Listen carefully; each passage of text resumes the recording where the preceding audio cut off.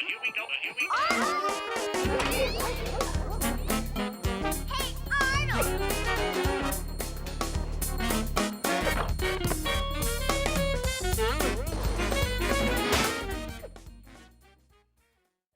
A long time ago, I once said that a lot goes into making a cartoon worthy of any praise.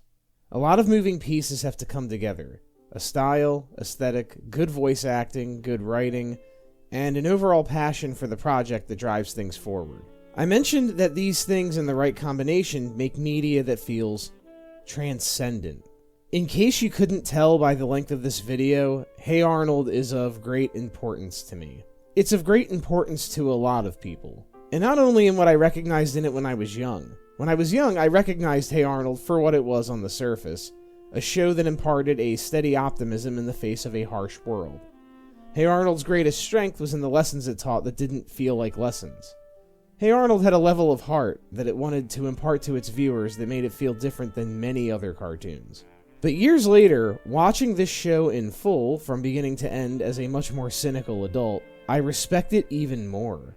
Hey Arnold is a great example of long-term storytelling, character development, raw feeling, humor, morality, and maturity, all rolled into a piece of children's entertainment that was wise beyond its target audience's years. It was all these things while also being incredibly grounded and, at the same time, inspirational. This was glued together with one thing that Hey Arnold had, that most children's shows don't: sincerity. It did not talk down to its audience. It articulated itself on their level. Rewatching it in this way also made me understand something that I didn't when I was younger. This show was a true saga. It was one big overarching story that took a long time to unfold. One that starts slow over the course of many slice-of-life vignettes, a story whose conclusion was saved by the same optimism that it taught its viewers when they were young, in a moment where life truly imitated art. So grab yourself some chocolate, or maybe some ice cream from the Jolly Ollie Man if that's what you fancy, and gather round the stoop, because I'm here to... Am I late?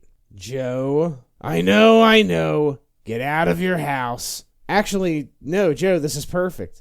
Leave me in, baby. The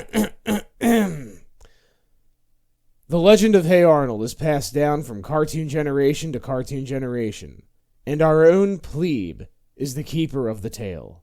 Take it away, plebe.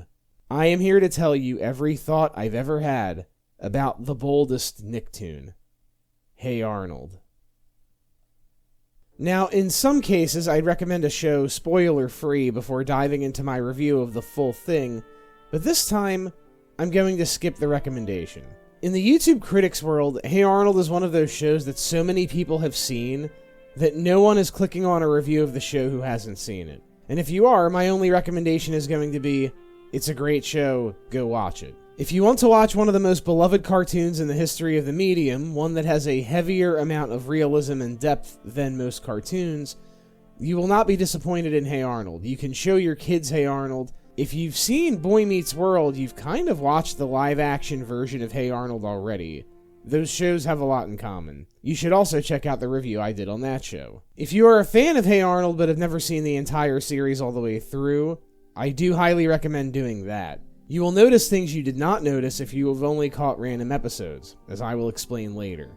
I would like to point out that some episodes of the show aired out of chronological order, so if you are watching them all in order, you may notice certain things, like Lorenzo's debut episode comes after the one where Sid tries to make him think that Arnold's room is his. When rewatching this show, I used the full DVD collection. And that collection does have this issue, so your choice is either look up the exact order the episodes aired in and reshuffle them in that order, or just deal with this minor issue. I just watched them in the order they were in. It's still easy to follow. Fresh out of art school, Craig Bartlett excelled in claymation. As a matter of fact, he worked on these.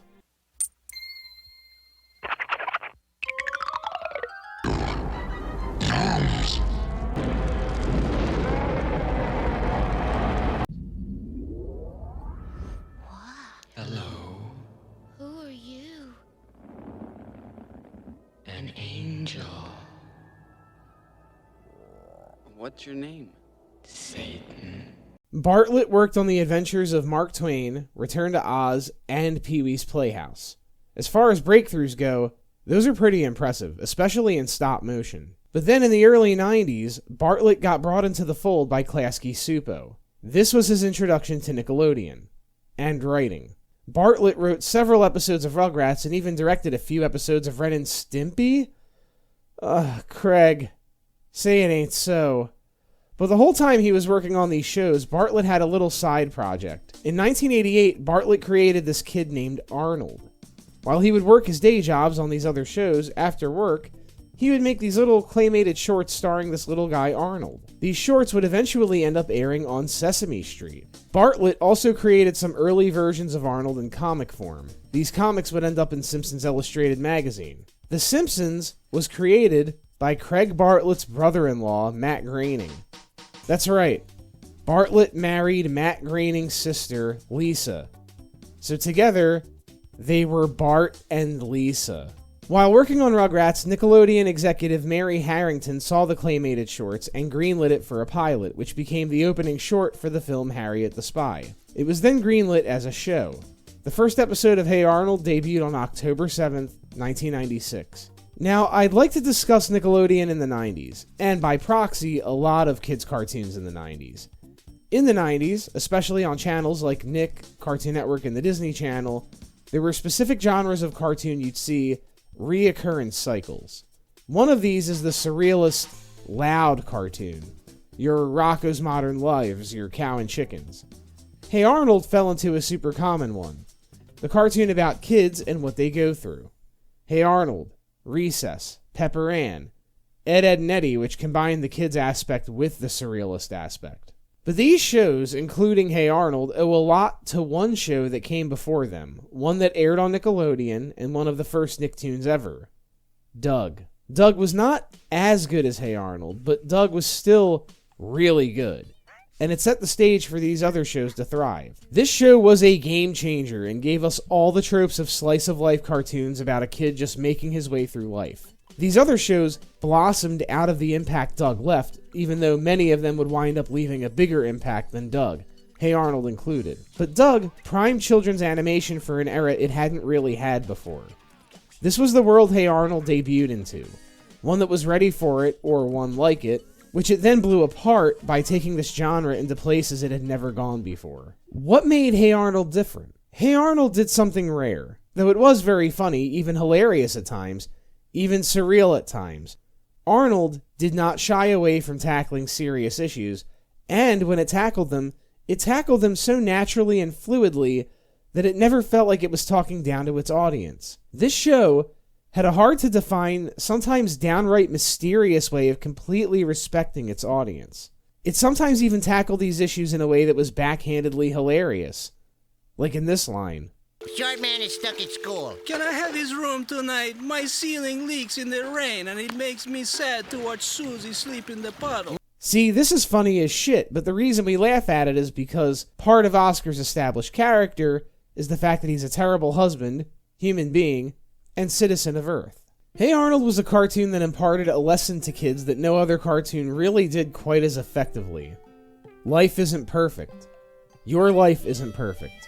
Grown-ups aren't always right. Kids aren't always right. You aren't always right. You're allowed to feel disappointed in yourself and in others, and in the world, and in the hand you're dealt. All you can aspire to do is learn, deal, and do your best. This show wasn't afraid to give us an unhappy ending at times, or an ending that was unresolved. Hey Arnold also understood tone and mood in a way that cartoons usually don't. Or it's not that they don't understand it, it's just that Arnold paid more attention to it. Hey Arnold let its characters breathe and dream, and the thing that invigorates that sense of mood is the music, but more on that in a bit. Hey Arnold was a show that slowly built a saga over the course of 100 episodes, 185 if you divide the episodes into segments, and 2 movies. And it did this in a way that could fly under the radar of the casual viewer. An individual episode of Hey Arnold, on the surface, is a slice-of-life style affair. But if you watch Hey Arnold all the way through, you see a bigger picture slowly unfolding, the relationships between characters evolving, and a crescendo slowly approaching. The biggest inspiration behind the approach to this show was the cartoon that Craig Bartlett was most inspired by as a kid, Charlie Brown. Charlie Brown, like Hey Arnold, was something completely different and unexpected when it aired. Here was a show for kids about problems kids go through, with an enormous focus on character, where the kids were voiced by actual kids, where the kids felt powerless at times like they were fighting an uphill battle, and with a soundtrack that completely rounded out the essence of what it was trying to convey. Sound familiar? Also, it's easy to see that Helga and Phoebe's dynamic was very inspired by Peppermint Patty and Marcy's, and Helga and Arnold's dynamic was very inspired by Lucy and Charlie Brown's. Let's talk about moving pieces. First, the writers. Hey Arnold had a lot of writers. Chief among them were Joe Ansola Behere, God, I hope I pronounced that right, Jonathan Greenberg, Michelle Lamoureux, Rachel Lippman, Joseph Purdy, Antoinette Stella, Steve Vixton, and of course, Bartlett himself. But as I said, there were even more writers who just wrote a couple episodes. The wide variety of writers gave Hey Arnold its wide variety of subject matter, its mixture of funny episodes, serious episodes, scary episodes, etc. The show also had some excellent directors in the likes of Tuck Tucker, Dan Povenmire, Steve Saki, Christine Kolosov, Larry Liketler, Julie Murphy Hashiguchi, Jesus Christ, what is with these names, and Frank Weiss. Though Hey Arnold's animation is simple, the characters are drawn with distinctly recognizable features, especially the head shapes. Obviously, Arnold is a football head, but I always wondered what Gerald's head was shaped like under his hair. What's he got under there, a cone? But it's the background settings of Hey Arnold that are the most understated part of the animation. The settings in this show provide a lot of subtle immersion, meaning you don't know that you're beginning to feel like part of this world until you stop and think about it. The show is mostly set in the city of Hillwood, which is supposed to be somewhere in the Northwest, though a lot of the landscape was clearly inspired by Brooklyn. I do recall this being one of the earliest cartoons I'd ever seen that was set in a city, not a town or suburb. There were some big industry names behind the voice acting in Hey Arnold. Dan Castellaneta, Tress MacNeille, Kath Soucie, Maurice LaMarche, as well as recurring voice work by live-action actors such as Kathy Moriarty, who appeared a lot on the show. But Hey Arnold did one thing that was rare in the voice acting industry. It casted kids to do the voices of the kids, just like Charlie Brown. And you can actually tell that they casted kids, especially in the early seasons. And they did not replace many of the child actors over time. The voice actors for the main girls never got replaced. Francesca Marie Smith was the only voice of Helga, Andy McAfee was the only voice of Phoebe, and Olivia Hack was the only voice of Rhonda. Justin Schenkero was, notably, the only voice of Harold. Now, a few of the boys were only replaced in the Jungle movie, or for a couple of episodes, i.e. Jameel Walker-Smith as Gerald, Sam Gafaldi as Sid, or Christopher P. Wahlberg as Stinky. As a matter of fact, the only main kid who got replaced multiple times throughout the main series was Arnold. Arnold had 3 main voice actors in the main series, Lane Torrin Caudell, Philip Van Dyke, and Spencer Klein, with Alex D. Linz voicing him in the 2 post-movie episodes, and Mason Vale Cotton doing Arnold in the Jungle movie. Unlike every other boy character on the show, the voice actors who did Arnold apparently could not maintain his voice after puberty.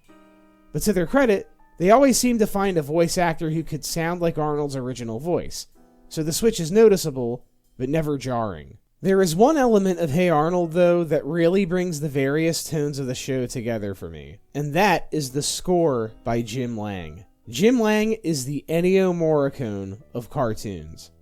Actually, no, that's wrong. He's the James Horner of cartoons. That feels more right. This show would not feel the same if it was not for this masterful composer.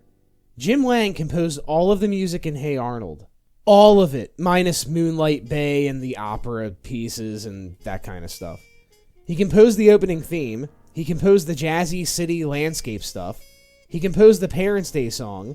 He wrote the actual fictional songs that appear in the show, like You Better Not Touch My Gal, and I Saw Your Face and Wow, and the songs from Eugene Eugene. The man understands tone in a way that's really rare in cartoon music. They lucked the fuck out when they found this guy for this show. Hey Arnold would feel completely different if it wasn't for this guy's music. And I would argue that in many scenes on this show, it's his music that brings that scene together completely. Little things like his use of sudden trumpets to indicate shock and appall, Give Daddy some sugar. or his baseball organ cover of the main theme in the baseball episode really make his music very noticeable. Now, the music brings the show together for me, but what keeps a person truly invested in Hey Arnold is the characters. Hey Arnold has a level of growth and character development that was nowhere else to be found in its animated peers when I was a kid. These were fully fleshed out characters, lifelike even. Even the ones who are tropes feel like human tropes you've met in real life. Hey Arnold respects its characters a lot. What I mean by that is the show stays true to its characters, at least most of the time, while also allowing them room to grow, learn, and develop. Hey Arnold devotes entire episodes to the most seemingly minor of characters. Like, yeah, Arnold and Helga get the most screen time, but look at how much we learn about characters like Stinky, Miriam, and Mr. Wynn. In this way, Hey Arnold was like The Simpsons. It had a multitude of characters, and it made it a point to make each of them memorable. So what I'm about to do is not something I normally do when I review shows. I'd like to talk in some detail about a lot of Hey Arnold characters. I'd like to mention my thoughts on several of them. Actually, more than several of them. Because the characters really are the focal point of the show, and I think it's worth spending time with them. In order to be somewhat brief, I'm going to talk about characters who have a large presence in more than one episode. But I'll mention the one-offs too. Here's the timestamp if you want to skip ahead. This could take a while. Hey, I did say this would be the review to end all reviews, right? Arnold is a bold kid. Arnold is a cool kid. Arnold is a kind kid. As a matter of fact, one of Arnold's greatest strengths is making kindness and empathy look cool to his peers and the audience. He has often lifted up and changed the lives of people who need it most, kids and adults alike. He's inherited great qualities from his family, his determination and hard work from his grandpa, his skills as a polymath from his grandma, and his humanitarian tendencies and adventurous spirit from his parents, or at least from stories he's heard about them. And he always looks on the bright side. With Arnold, optimism isn't a feeling, it's an ideology. Arnold is admirable. He's a role model. He is exactly what every kid wanted to be who grew up watching this show. He is a character to aspire to, whether you're a kid or an adult. He has a moral compass the size of Big Ben. No one could see the good in others quite like Arnold. However, despite this outward appearance, Arnold is much more complex than many people give him credit for. We see him embarrassed. We see him heartbroken and downtrodden. We see him give up. Hell, in the Jungle movie, we even finally see him cry, which was a crazy moment for me to witness at the very end of the show, because I realized in that moment that we'd never seen him cry once the entire show until now. That was powerful. There has been some criticism of Arnold being too flawless, a saint of a character, and this is all wrong. Rewatching this show all the way through, I was struck by a fact that's easy to overlook if you're a casual observer. Arnold has flaws, just like any other character on this show. Arnold is a people pleaser, and Arnold's need to be kind and help others is almost compulsive. His persistence can often have drawbacks. Consider his crush on Lila. How no matter what he does, it's never enough to make her like him. Yes, I have to say it twice. Them's the rules. This is one of those situations where you should give up. Not to mention the episode deconstructing Arnold when all the other kids actually get tired of his advice. This fucks their lives up even worse, but still, it comes from a place I understand. And even worse, people taking advantage of Arnold's kindness all the time. Think about all the times Oscar took advantage of Arnold on this show. Think about Iggy. Arnold Betrays Iggy is the most reviled episode of Hey Arnold. And it's totally not the worst episode of the show. I actually enjoy this one. It's the only episode where Arnold's kind nature backfires on him. Hard. And for this, I think it's one of the most important episodes. Arnold learns something in this one. Not everyone has to like you. Everyone is someone's asshole. You might wrong someone and regret it, and they'll never forgive you, and guess what? You just gotta live with that and be okay with it. Instead, Arnold opens himself up to be completely taken advantage of over the course of an entire school year and then humiliated at the end. The lesson here is that Arnold needed to learn how to say no, which he's done in other episodes, but he needs to learn to say no despite feeling guilty when he does. Arnold had to learn a lesson that I was taught at a young age. When you're too good, you're no good. There is no doubt about it. Arnold is this story's hero, and he is a hero in general. But I think the most important thing Arnold taught us, next to be kind and helpful to people, is to be selective about how you are kind and helpful to people. He may be wise beyond his years, but he still learns a lot over the course of this show. And what makes Arnold wise beyond his years? Well, he had to grow up fast. You see, he comes from a very non-traditional family. He was raised by his grandparents, the people in their boarding house are basically his uncles, and his parents are out of the picture. Arnold had to grow up basically working for his grandparents, helping to run the boarding house. While he certainly gets enough downtime to be a well-adjusted kid, imagine being 9 years old and having to fix a washing machine or collect rent money from your uncles. My belief is that this made Arnold grow up faster than any of his friends. This is what made him so mature and wise. And what makes Arnold feel the need to compulsively help others so much? Well, name the only two people he couldn't help. Yeah. Kinda puts it in a different light, doesn't it? Of course, Arnold's opposite number, and deuteragonist of the show, is none other than mine and most people's favorite character, Helga G. Pataki, the breakout character of the show. Helga's popularity can be boiled down to something simple. Not only is she the most complex character on the show, she's one of the most complex cartoon characters of all time, and one of the most well-written fictional characters. Her character's psychology is so well written you'd think David Chase created her. And, over the course of Hey Arnold, we spend more time in her head than in Arnold's. You see, Helga has a habit of talking to herself. A lot. We see her hide behind all kinds of stuff, though her favorite place is behind or inside garbage cans, and just start fucking monologuing to herself. Helga is the narrator of her life and Arnold's. She's the one providing commentary, if there is any. But as for Helga's personality, it's the complete opposite. You see, Arnold was put to work at an early age, but his grandparents gave him everything. They gave him advice, not always the right advice. They teach him things. They know him as a person. They even gave him the coolest room in the world. Helga has a traditional family.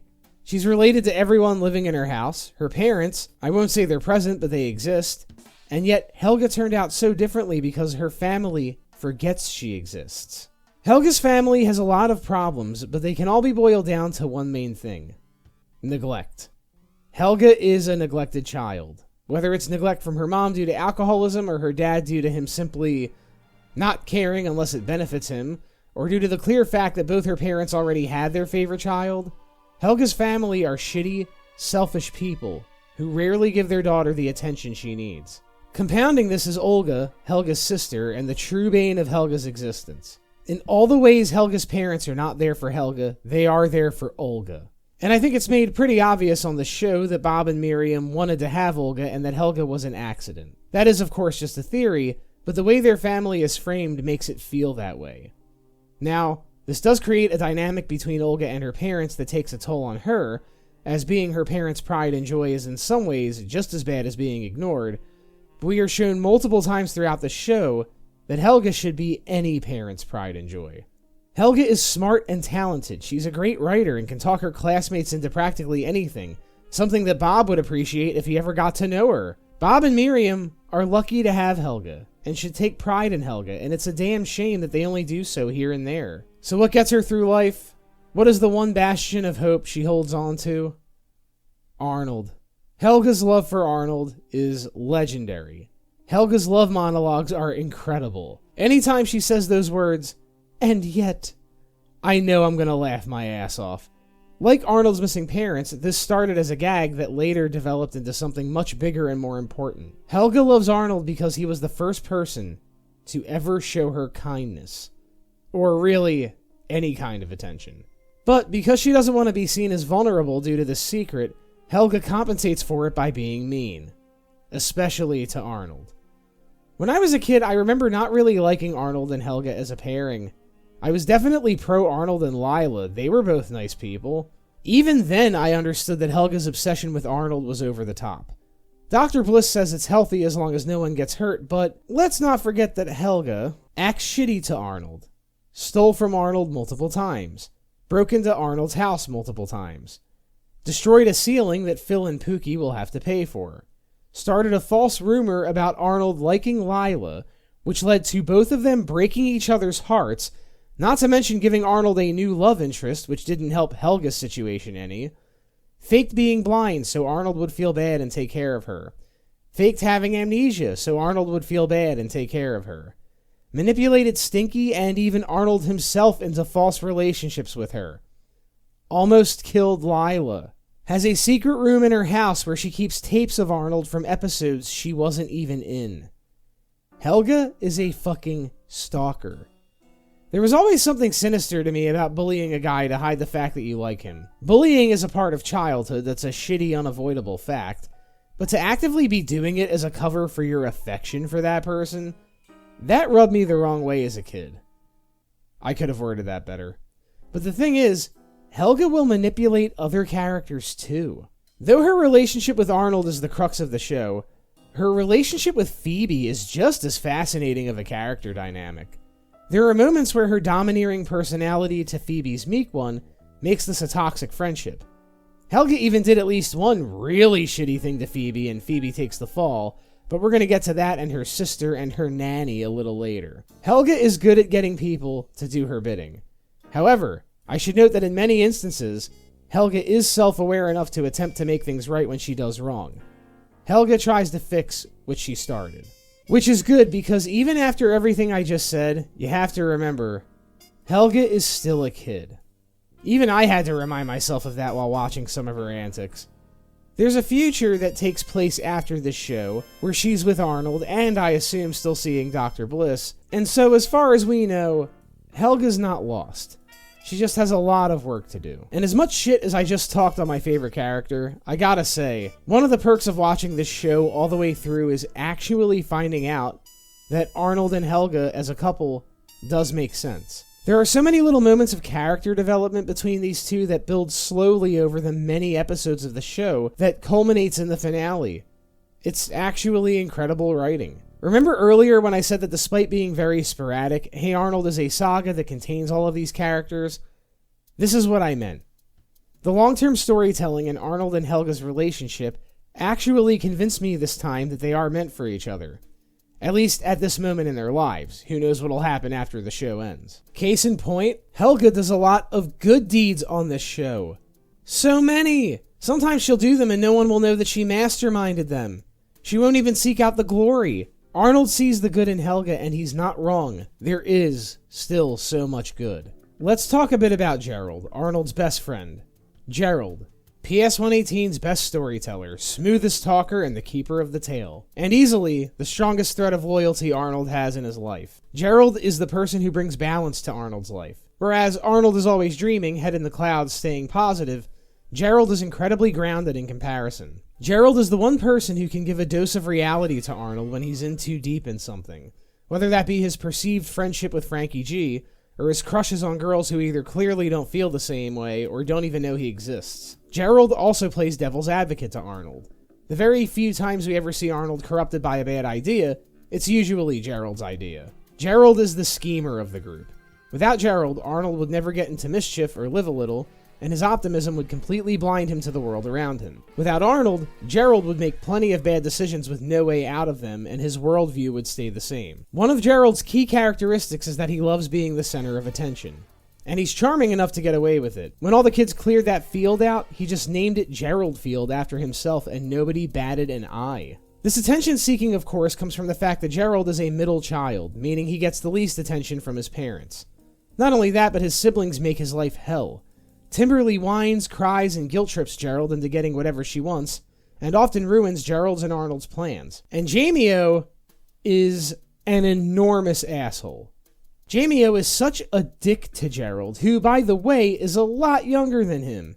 Jamie-O is in high school, and he steals Gerald's things, steals his food, passes off his chores on him, gets in physical altercations with him. Jamie-O sucks. Gerald may be from a relatively normal family, but he'd trade home life with Arnold in a heartbeat. Like Helga, who he is at PS 118 is a reflection of who he wishes he was at home. Gerald also has a level of business acumen that far exceeds his age, though he often gets very overwhelmed and carried away when put in charge of something. Despite being an extrovert and the center of attention, Gerald is into Phoebe. So let's talk about her next. Poor Phoebe. She's Helga's best friend. Do you know what that means? Do you know what that's like? Phoebe is the only person who genuinely likes Helga through the vast majority of the series, and they are devoted to each other. But Phoebe is also the meekest kid on the show and rarely ever shows backbone. Helga is the opposite of those things, so you can imagine what their friendship is like. Helga takes advantage of Phoebe.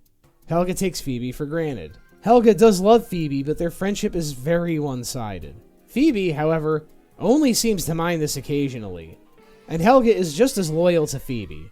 If anyone else fucks with Phoebe, Helga will make it a point to destroy them. Phoebe herself is the smartest girl at PS 118, if you're using book smarts as a way to measure intelligence. There's no contest. She applies herself and excels in all subjects and studies. In a way, she's actually like Olga, though the two never share a dialogue once on the show, and the similarity seems to be lost on Helga. Phoebe's toxic trait is that she always has to be a winner, even resorting to unfair play in order to win, and she's forced to eat humble pie several times throughout the series. She's also incredibly insecure, perhaps even more than Helga, Harold, or Rhonda. She takes embarrassment to heart and is hard on herself when she doesn't live up to what she believes are her own standards.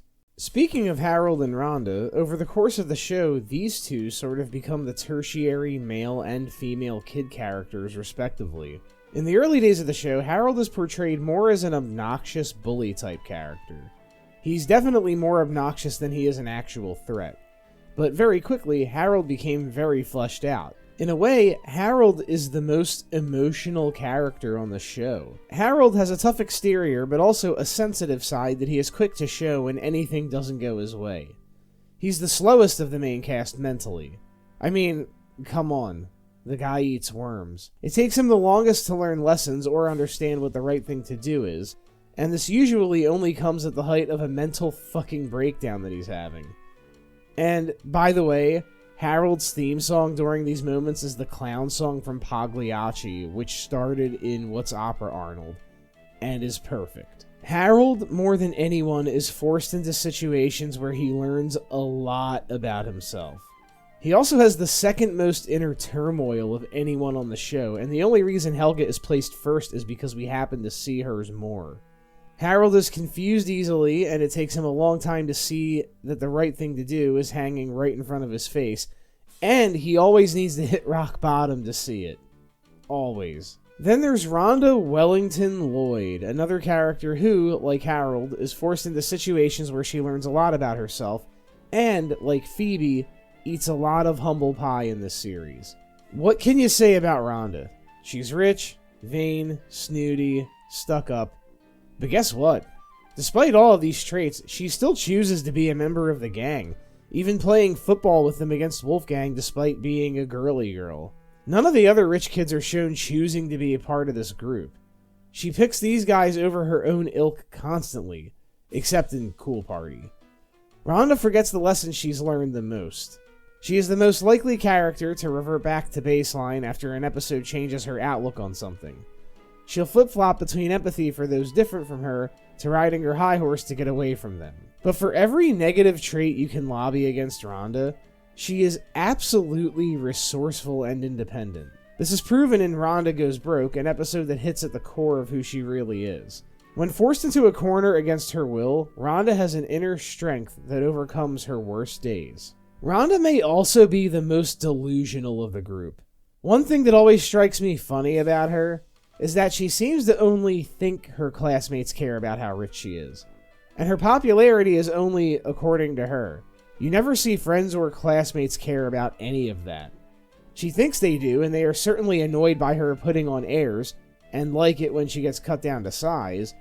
But when things are on the up and up for her, none of her friends care about her wealth, and she's never shown being any more popular than, say, Arnold or Gerald. And best dresser? Girl, you are the same thing every day. Girl can throw a banger, though. When she invites the geeks, that is. Alright. Eugene.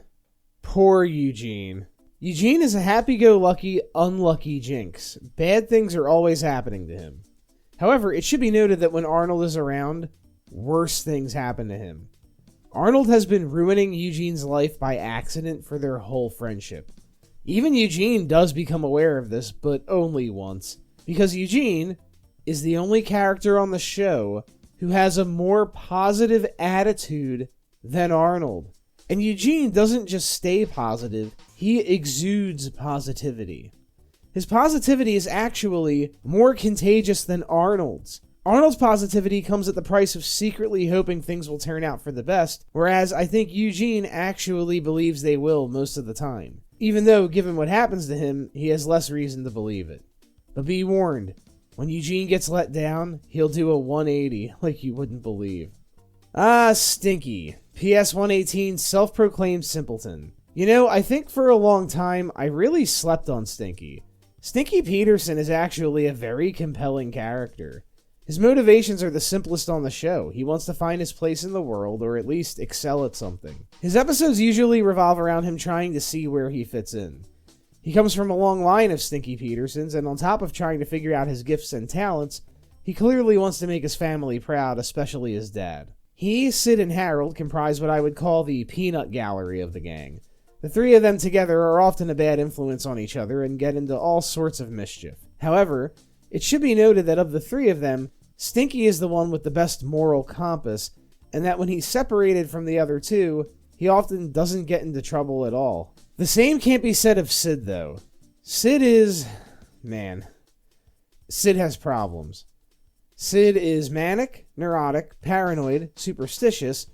As far as the main kids of the group go, Sid probably has the smallest moral compass, definitely the smallest between him, Stinky, and Harold. He just sort of has a slimy aspect to him, but never to the extent that it loses him any serious respect. He's also a coward. When scary stuff starts happening, a lot of these kids will fold, but Sid will always fold first. Sid also always gets into the trouble he's in through his own fault. He makes some of the worst decisions of any character on the show. But Sid is a character I both love and despise at the same time. The episodes where he's center of attention are pretty great. Come on, he thought he killed Principal Warts, joined Big Gino's gang, thought Stinky was a vampire. Being Sid must be awful. Though he did do something to Arnold that I think is worse than what Iggy did, which was accuse him of stealing that money. Arnold could have said no to Iggy and lived with Iggy hating him, but you can't just say no to someone spreading a pervasive rumor about you, especially one that's hard to prove wrong. Sid's got a little scum on him. He's a greasy little guy. Curly is PS 118's resident psycho. There is a lot wrong with this kid, and I'm not sure how much of it is mental illness and how much of it is him just being weird. I don't have much else to say about him except he's a nut job. All of his episodes center around him being a nut job, but not enough of a nut job to pass up an opportunity to get what he wants, i.e. framing Eugene for the fire alarm or blackmailing Rhonda into dating him. He was also the main character on this show's school shooting episode. Brainy is kind of a nut job too. He's a space cadet, and he's always behind Helga for some reason. I don't know if he appears behind her because he likes her, or because he's stalking her while she's stalking Arnold, or because he has nothing better to do. As a matter of fact, several times throughout the series, Brainy is in some place he shouldn't be by himself, and when asked why, he just responds with, I don't know. He's voiced by Craig Bartlett himself and sounds like Butthead. His heavy breathing is his calling card. He does actually have a great moment in the Jungle movie that kind of validates his existence. He's probably the most prominent character who never got his own episode, and the character himself is kind of a running joke. Alright, it's time we talk about Lila. Lila seems to be one of the more hated characters on the show, and she doesn't deserve that hate. Lila is Arnold's main love interest throughout most of the show. I actually do like that she, of all the girls, replaces Ruth because she's one of the kindest characters on the show. On the surface, it actually makes sense for him to like her. She is one of the few characters who has an intro episode, and it's a really good one. Though Arnold's crush and Helga's ire against her do limit her character somewhat as the show goes on, they find interesting ways to use her that don't involve Arnold, like in the school play episode or the Big Sis Little Sis episode. These episodes were perfect for her nicey nice character. I'd like to point out that Lila is a very kind person, and I give her props for that. For example, she knows for a fact that Helga is in love with Arnold, and despite constantly seeing Arnold, spending time with him, knowing that he likes her even though she doesn't like him, she never once spills the beans to him about Helga. Now, of course, this could be because Helga would brutally fucking murder her if she did, but something tells me that Lila wouldn't have done it even without the threat. Also, this is something very, very specific I noticed, but even though it's fucking strange that Lila is in love with Arnie, the gift she gets him, a French product so he can read the ingredients in a foreign language, is a genuinely thoughtful gift for a person whose favorite thing is reading ingredients. People seem to have a lot of shit to talk on Lila, and let me put this to bed, she doesn't do a single horrible thing the entire show. She's one of the most wholesome characters. She doesn't even manipulate Arnold, well, except maybe in the Cheese Festival episode, but she makes it clear to Arnold constantly that she only likes him. She doesn't like him. She says that in every episode they're in together. Arnold is the one who has to learn that once you're in the friend zone, you don't get out. She even admits that the reason she originally liked Arnold was because she thought Arnold liked her. Lila probably never had a boy like her before. Yes, I'm committing to this show's bit 100%, have you noticed? And then Arnold broke her heart first. Which also wasn't his fault, it was Helga's, but Arnold chases Lila a long time after the brief moment she chased him. I think people's hatred of Lila comes down to 3 things. 1. Lila only ever has a deep character moment once in the entire show, and it's in her very first episode. They kinda drop her as a deep character after that, which is a little sad. In a show that had unbelievably deep character studies, it would have been nice to revisit Lila's home life again. Hell, she and Arnold could have bonded over their home lives. 2. People see her as the manipulative, nice girl leading our hero Arnold on. Truth is, though, she's not doing that. At the end of the Cheese Festival episode, maybe, but that's about it. She does know Arnold likes her, and she doesn't feel the same way, but she tells him that in every episode centered around them. Every single time. There is no ambiguity here. She likes him as a friend. Now, could she maybe rebuff him more when he asks her to hang out and stuff? Well, sure, but that's not her character. She's a nice girl who genuinely wants to be friends with him. And keep in mind, Arnold broke her heart first. 3. People just want Arnold to wind up with Helga. Of course. This winds up being the conclusion of the main arc of the show. Of course we want to see them work out. But imagine being Arnold for most of the show. For the vast majority of the show, who is Lila to Arnold? Lila is probably the person most like Arnold on the entire show. A person who came from a not ideal home life, who manages to look on the bright side no matter what life throws at her, a person who's charmed her way into the hearts of her peers. She's the female version of Arnold. And what has Helga been to Arnold? An annoying bully who is kind or neutral to him 10% of the time, and the other 90% of the time is either a nuisance to him or is downright tormenting him. Watching Arnold realize that there's more to Helga is the slow burn of the show, finally culminating in him fully recognizing her kindness in the Jungle movie. But before that moment, it makes perfect sense that in his mind, Lila is a great person deserving of affection, and Helga not even a blip on the romance radar. One of the best types of episode that develops because of Lila is Helga trying to win Arnold over by trying to imitate what he appreciates in Lila, culminating in the episode where she just straight up dresses up like Lila, which is genuinely disturbing. This is the episode where she finally learns that no matter how deep her obsession for Arnold is, even that love isn't worth giving up who she is. Wolfgang is a big presence on the show and is in many episodes, but we don't get to know too much about him except that he's a 5th grader who likes picking on 4th graders. He's actually kind of the leader of the 5th graders. He may be the closest thing the series has to a main villain, as he and his sidekick Edmund are nearly always shown as antagonists, and he does very much play the part of the school bully. But even this character, who may come off as a little one-dimensional, is still memorable. He was the villain behind some great episodes, including 2 football episodes, Trash Can Day, the Friday the 13th episode, etc. And I like that sometimes Wolfgang wins and sometimes he loses. He doesn't always get his just desserts. The history behind Wolfgang is pretty great. Torrin Caldell, the first voice of Arnold, hit puberty, so they made Wolfgang so he could still be in the series.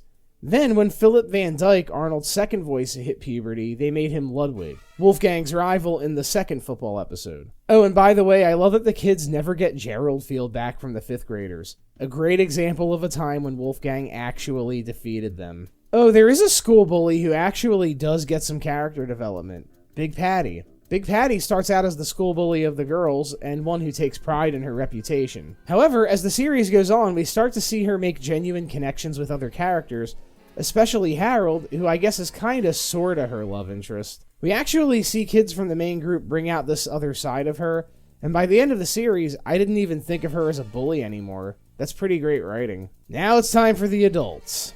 Grandpa, Arnold's greatest mentor. I love that Grandpa doesn't always give good advice. He's not an all-knowing sage. Sometimes Arnold comes to him with something he doesn't know how to fix, and he'll tell him. Grandpa isn't afraid to trick his grandson for his own kicks either, or in order to help him entertain himself. And he sure does enjoy being sarcastic to Arnold. Grandpa does have a sort of asshole-ish edge to him sometimes. Like forcing Arnold to sign up for the pig war and signing Abner over to be the pig. Grandpa also has some colorful characters from his past resurface, whom Arnold has to help him beat or mend things with. Rex Smythe Higgins, Robbie Fisher, Jimmy Kafka, even his own sister Mitzi. It's kind of funny how much baggage from years back that Arnold helps his grandpa settle in his old age. Grandpa also isn't afraid to show his irritable side, especially with his boarders. These people annoy the shit out of him. They all consider themselves a family, but it should be noted that Grandpa is always the least keen on looking at the boarding house that way. Case in point, he almost sold it without giving a damn, and he was within his rights to do so. Grandma. Pookie. Interesting character. Grandma has had an interesting past that's never fully explained, but it gave her the skill set to be a black belt in some martial art, able to rescue people from dangerous, isolated situations, escape from jail, bust other creatures out of jail, go on covert missions, etc. Grandma also hates injustice and makes it a point to stick up for the little fella, as is made especially clear in the movie. She'll straight up chain herself to things to prevent them from being destroyed. However, Grandma may be a victim of dementia. She often confuses holidays and plays these characters around the house, especially her cowgirl and safari personas. Her final line in the series is actually the most haunting final line any character has. Who is that cute little blonde boy? Alright, the boarders. I love these guys, especially Ernie. Despite being the most vocal of the boarders, Ernie only had a couple episodes where he was the star. Ernie is a loud, short demolition man who loves his job. He sees Arnold as a son, is insecure about women, has a heart of gold, and goddamn, I wish this guy was in more episodes. He's my favorite boarder. He collects cornerstones of buildings he's demolished. That's great. Mr. Wynn, the man who never ceases to surprise us with facts about his life. The guy who was the focus of the most remembered Christmas episode in history. A survivor of the Vietnam War, a man who is secretly an amazing country singer, a guy who will cross-dress as Juliet to help Arnold with a school play. Very creepy. Mr. Wynn is the most level-headed of the boarders, though that doesn't say much, and the one whose life and skills constantly surprise us. Then, of course, there's Oscar. My God, Oscar. One of the funniest characters on the show and the biggest piece of shit in the world. This man is scum. He's a lazy, penniless moocher who is somehow married, and who subsequently lives off his wife, asking her for money constantly. Selfish, ignorant. If Oscar is in it, he's in it for himself. Though he does have moments of summoning motivation. He did get a job with Arnold's help. He did learn to read with Arnold's help. Susie didn't leave him, even though she should have, with Arnold's help. Oscar takes advantage of Arnold more than any other person on this show, and is probably the person who, off-screen, utilizes the skills Arnold has taught him for some nefarious shit. You can't tell me he didn't turn his newfound ability to read into some sort of scam. That being said, Oscar is fucking hilarious and I can't get enough of him, but he is a human turd. And what's there to say about Susie except she's Oscar's wife? Speaking of enormous pieces of shit, we're going to talk about Big Bob Pataki now. Some of you just cheered. I could hear it. Big Bob is Helga's dad. Barely. Blowhard is the perfect way to describe Bob. He's loud, obnoxious, always needs to win, and is a terrible father. There are moments on the show when he is not a terrible father, but those moments always come after he fucked up in some major way. And those moments are heartwarming. But Bob just always seems to do the wrong thing when it comes to raising Helga. Bob does have some admirable qualities. He started a successful beeper business, and he has a can-do, get-shit-done attitude. But he also let his daughter walk to preschool alone through city streets in the rain, almost killed her when he thought she was an alien after looking directly at her costume, paid Arnold to lose a spelling bee on purpose even though he trained Helga for that spelling bee, in a rare moment of father-daughter bonding, completely ruining Helga's desire to make him proud. He calls Helga Olga all the time. Of course, that's a running joke, but it speaks volumes. Helga was a mistake, an afterthought, only worth spending time with when it gets him something he wants. His relationship with his other family members is strained. He ignores his wife's serious problems, which technically means he's enabling her bad habits. I mean, truth is he and Miriam kinda ignore each other in general. Even in episodes focusing on them, they rarely get each other through the episodes. Helga is the one who has to be there for them. Bob has the opposite sort of toxic relationship with Olga that he does with Helga, putting such an emphasis on her to overachieve that when she doesn't, it causes a psychotic breakdown. However, it should be noted that Bob shows, by far, the most outward affection towards Olga out of anyone in the series. Bob would do anything for Olga. Bob is also just an asshole to everyone else on the show in general. He doesn't refund his own customers when he sells them faulty beepers. He planned to sell out his own neighborhood so he could build a beeper store in the new mall Sheck was building. He called Arnold an orphan in public within earshot of him. And as far as his relationship with business partner and, I think, corporate real estate developer Nick Vermicelli goes, we don't know how deep that rabbit hole goes, but it is very inferred throughout the series that Nick has mob connections, so who knows exactly what's going on there. I will say this though, many moments where Bob's moral compass does point in the right direction, it's because Nick is taking things way too far, and Bob suddenly comes to his senses. Nick makes Bob a better person. Before we move on to the other Patakis, I would like to point out that despite being aware enough to recognize how shitty her home life is, there is no one on this show Helga takes after more than her dad. She's bossy like him, takes advantage of people when there's opportunity like him, treats people close to her like assistants like him, and he's the person she wants to make proud the most, even if she hates to admit it, because he's the only person in the family that does spend some quality time with her. They do competitions together, and it's clear that Helga values these moments with him, relishing any moment for the Patakis to show the other families what they're made of. Whatever closeness Helga values in Bob, though, is much harder to find in Miriam. Miriam is a drunk. Plain and simple. She is a barely functioning alcoholic.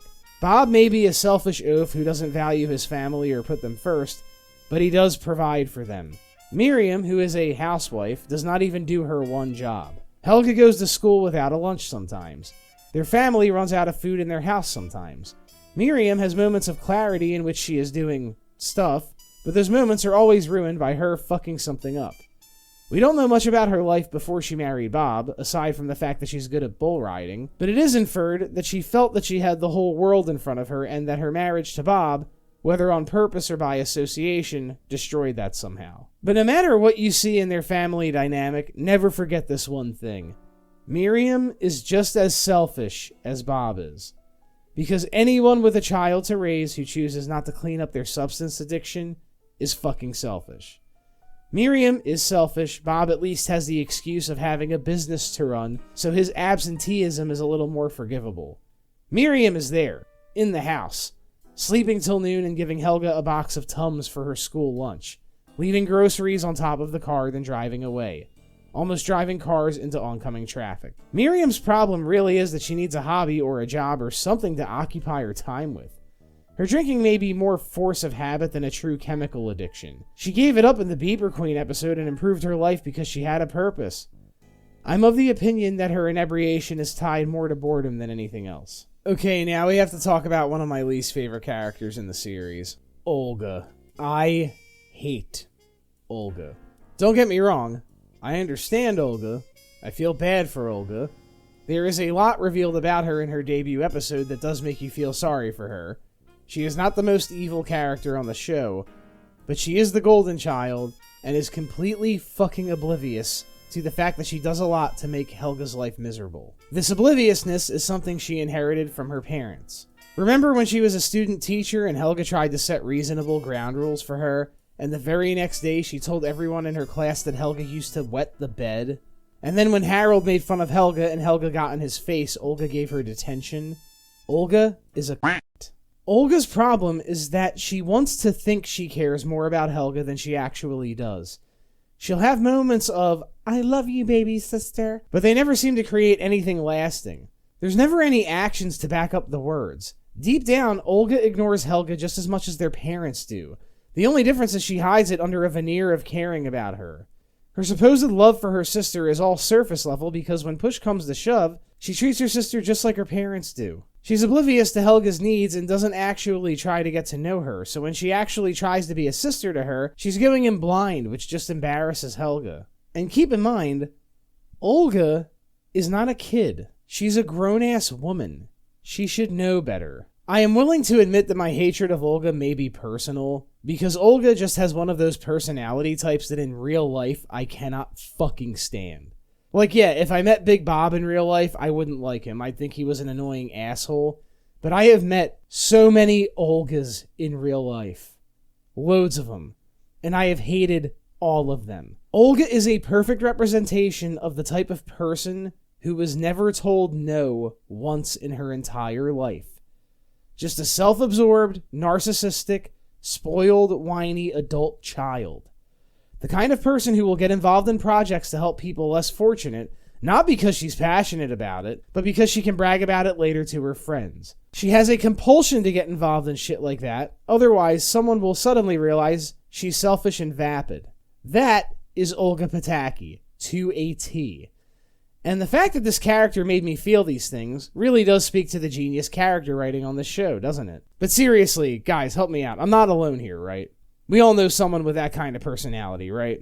The kind of person who the minute they start talking to you, you just fantasize about pushing them off a cliff. That's not just me, right? Mr. Simmons was not Arnold's original teacher, Miss Slovak was, but we don't spend nearly as much time with her. Suffice it to say, she was basically Mrs. Krabappel from The Simpsons. She didn't like teaching, and she left. Mr. Simmons, though, he loves teaching. Like Lila, he has a very memorable intro episode. The man is kind, believes in his students, and uses individuality as the core of his teaching methods. We find out that his family life is pretty rough, though we don't exactly find out many details. It's just the aura we get. Mr. Simmons has been known to snap under pressure. To counter Mr. Simmons' kind nature, there is Principal Warts, one of the biggest assholes on the show. Warts is such a prick. He absolutely has a Napoleon complex, dishes out unreasonable punishments, and at the same time is shown on several occasions to have some sort of disorder that makes him childlike. He's caught playing with children's toys more than once. He's a coward and a proud snitch, which would rub anyone the wrong way. Despite these things, he's a necessary evil, as shown when Mr. Simmons tries to be principal. Coach Wittenberg is one of my favorites. Coach is just a pathetic man. He's always trying to rope kids into helping him win some competition so he can win his wife Tish back. Yes, this grown man has to win his wife back constantly. His way of talking is funny. I like this guy. He's one of the people Arnold helps multiple times throughout the show. And then there's our boy Dino Spumoni, modeled pretty obviously after Dean Martin. Dino Spumoni is a celebrity in the world of Hey Arnold, a guy who used to be the biggest singer in the world, but during our time with him is a washed-up has-been. Arnold helps him multiple times throughout the show, and I love this guy. He sings at Arnold's school dance, Arnold helps him mend things with his songwriting partner, Arnold even gets him to come clean after he fakes his own death. I want to mention Mr. Green for just a second. Mr. Green is the neighborhood butcher who has a couple episodes where he's the focus, including a pretty good one where he runs for city councilman. But I gotta bring Mr. Green up because his first name is Marty, and he's a butcher. And this is the second time a Nicktoon from the 90s referenced the movie Marty. There was a one-off joke in Rocko's Modern Life that did this too, which I spoke about in my review of that show. How did this happen twice? How and why did two kids shows from the 90s on the same network both reference the 1955 film Marty? Now, if we're going to talk about every single character in Hey Arnold, we'd be here all day. But the character writing on this show is so incredible that even these other characters who are only in one or a couple episodes feel like fully realized characters. Like Rex Smythe Higgins and his grandson, Rex III. Big Rex, Grandpa's biggest rival, is a real piece of shit who cheats at children's competitions and almost boiled Abner alive. Rex III, much kinder, is maybe the closest thing Arnold has to a rival on the show. Or Arnold's strange and horrifying cousin Arnie, whose favorite hobbies include collecting lint and reading lists of ingredients. There's Chocolate Boy, who's in a bunch of episodes but is only the main focus of one, a great episode about addiction. Stoop Kid, Pigeon Man, Monkey Man, Torvald, Big Gino, Iggy, Lorenzo, Mr. Smith, Aunt Mitzi, the Sewer King, who shares a lot of similarities to the Batman villain of the same name. All only the focus of one episode, but all memorable characters. We are finally done with the character-centric portion of this review. Now we can move on to the episodes themselves. So, October 7th, 1996 to June 8th, 2004. This was Hey Arnold's original run, though there was about a 2-year gap in the final season due to production on the movie. Hey Arnold has pretty good consistency from beginning to end, but there are some noticeable differences in the first season of the show. For example, there are a lot more dream sequences in the early seasons, and some of these sequences are really cool and trippy. This show was also clearly made by people with a love of cinema. There are references here to not only Marty, but On the Waterfront, Finding Forrester, Sling Blade, and many more. There's a pretty good diversity amongst the episodes, but there are some old standbys that the creators understood would always work. Here's some favorites. The Urban Legends, one of the most famous types of Hey Arnold episode. You could go practically anywhere with these. The Dysfunctional Family episodes. These can apply to Arnold or Helga or even Gerald sometimes. With Arnold, the focus is usually on how close the borders are to being a family, how well they work as a surrogate family, etc. In Helga's case, the focus is usually on the neglect she experiences. In Gerald's case, it's that his siblings are assholes. Helga's secret almost comes out. These are some of my favorite episodes. There are so many great episodes where the focus is Helga trying to stop the world from finding out she loves Arnold. The Notebook, The Answering Machine, The Parrot, The Sleepwalking. This one never gets old. Helga tries to impress Arnold. These ones are fun too. Valentine's Day, the other restaurant episode, the episodes where Helga would imitate Lila. The holiday episodes. Yes, every show has holiday episodes, but you gotta understand something. Hey Arnold had the greatest holiday episodes. My favorite Christmas, Thanksgiving, Halloween, Valentine's Day, and Veterans Day specials are all Hey Arnold's. Not April Fool's, though. Rocko still blows everyone away with that one. Most episodes of Hey Arnold have a slice-of-life quality to them, but the genius, as I've said, is in the show's ability to tell an overarching story in the background of these slice-of-life style episodes. Behind all of these little moments, a saga is unfolding. So what are some highlights in the specifics of the show? Here, I'll go over some moments and episodes that stood out to me. Here's a funny one from Heat. Whose dissident filmmaker remains under house arrest. What? Helga's makeover is one I've always enjoyed. Helga, after she does her own makeover, is hilarious. And it has a pretty great message about not growing up too fast. A classic tale of being yourself is more important than fitting in.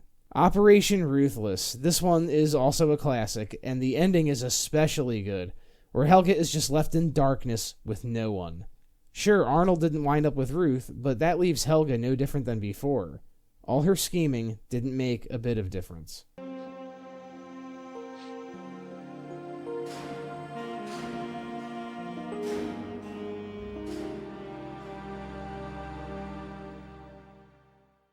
The cinematography in Mugged is superb, as is this line. Grandma, it's the kid who stole my bus pass. Arnold, that is a grown-ass man. Das Subway, a very fun episode that shows how fun the writing was even in the non-serious parts of the show. Grandma didn't even know Arnold was down there, she just decided to be a hero. Hey, what happened to the sun? It went down. That's awesome. Wheeze and Ed was clearly inspired by the Goonies, and the still drawings over Gerald's storytelling are actually really eerie. They have this Edward Gorey feel to them. Spelling Bee is the first episode to delve into who Big Bob is as a person and what drives him. It's also Helga's first great big fuck you to him. This was a moment where I cheered for Helga. This man spent time training his daughter to win, and it was time Helga got to spend with her dad, which, like I've said before, she does cherish deep down. And after all of that, he still had no faith that she could do it on her own, and tried to pay Arnold to lose on purpose. Helga sees this, and in one moment, all of that quality time is destroyed. So Helga loses on purpose just to rightfully tell her dad to go fuck himself. It's perfect. Olga comes home. Reason number one why I can't stand Olga. You're so smart, but at no point did you try to contact your professor to make sure there wasn't a mistake in your grade. You couldn't ballpark your grade ahead of time. No, you chose to be a drama queen without even questioning why. Though I do love how this shows that the Pataki's parenting fucked Olga up too. False alarm. Alright, this is the 12 Angry Men episode and the perfect intro to Curly. They even use the pencil like the knife from the movie. Of course, Arnold is Henry Fonda, and that can be applied to the whole show. He's the Henry Fonda of Hey Arnold. But then the added twist, of course, is that one of the jurors actually framed Eugene. And all because Eugene returned his pencil in a less than savory condition. Arnold's Christmas, the most famous Arnold holiday special, and in a fucking ocean of Christmas specials, this might be the greatest Christmas special in history. I don't just mean the history of cartoons, I mean the history of television. The number of YouTube videos about this one episode of this show is wild. This episode is considered the biggest tearjerker in the catalog, and yes, certain moments are framed in a way that does tug at the heartstrings.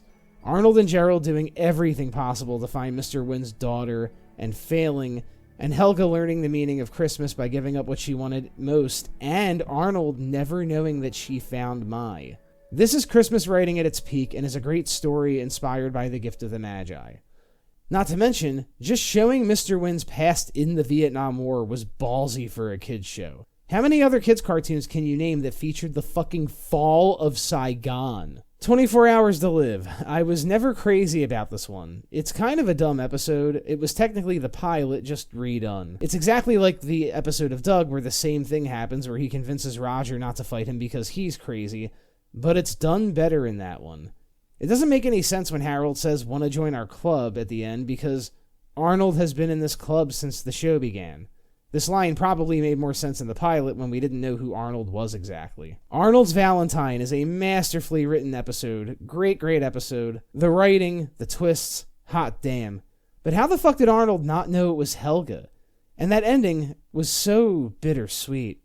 I wonder if Arnold ever did find out. I don't know, what do you guys think? You think Helga spilled the beans to Arnold about all the crazy shit she did after they got together? Plus Helga's pen pal in Bagdakistan. Guys, your grandpapa told me you were here. Oh hey, that's Kath Susie's Fifi voice. In Gerald's bike, I love that Harold's tires are flat from his weight. In The Big Scoop, I love that Ernie looks like he just smoked weed with Principal Warts. I'll be waiting for you, my brother. You got my number. Hey, Arnold, what's happening, bro? The Longest Monday is a top-tier episode for me. A stellar intro to Wolfgang. I love that the kids are just being hunted down this whole episode. And then they try to get Wolfgang to see that he has the power to stop this tradition of violence, and he just goes, I've weighed both sides of the question, considered the consequences, and thought deeply about the profound moral issues at stake in my decision. And I'm gonna put you guys in the trash.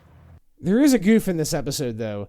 Iggy is shown getting trashed and is then clean and running around in the very next shot. So to all of you Iggy haters out there, maybe he got trash canned twice. Big Caesar. This may surprise some of you, but Big Caesar is my favorite urban legend episode, because this one was framed so differently. Most of the kids don't believe that Big Caesar exists.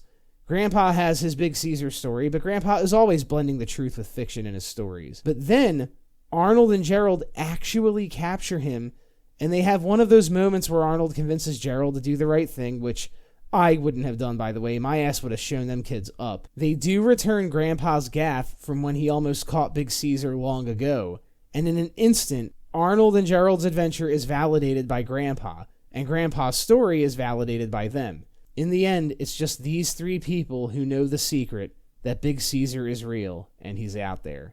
Also, Grandma and Grandpa's moments in this scene had me dying. Making it up. Will you stop that?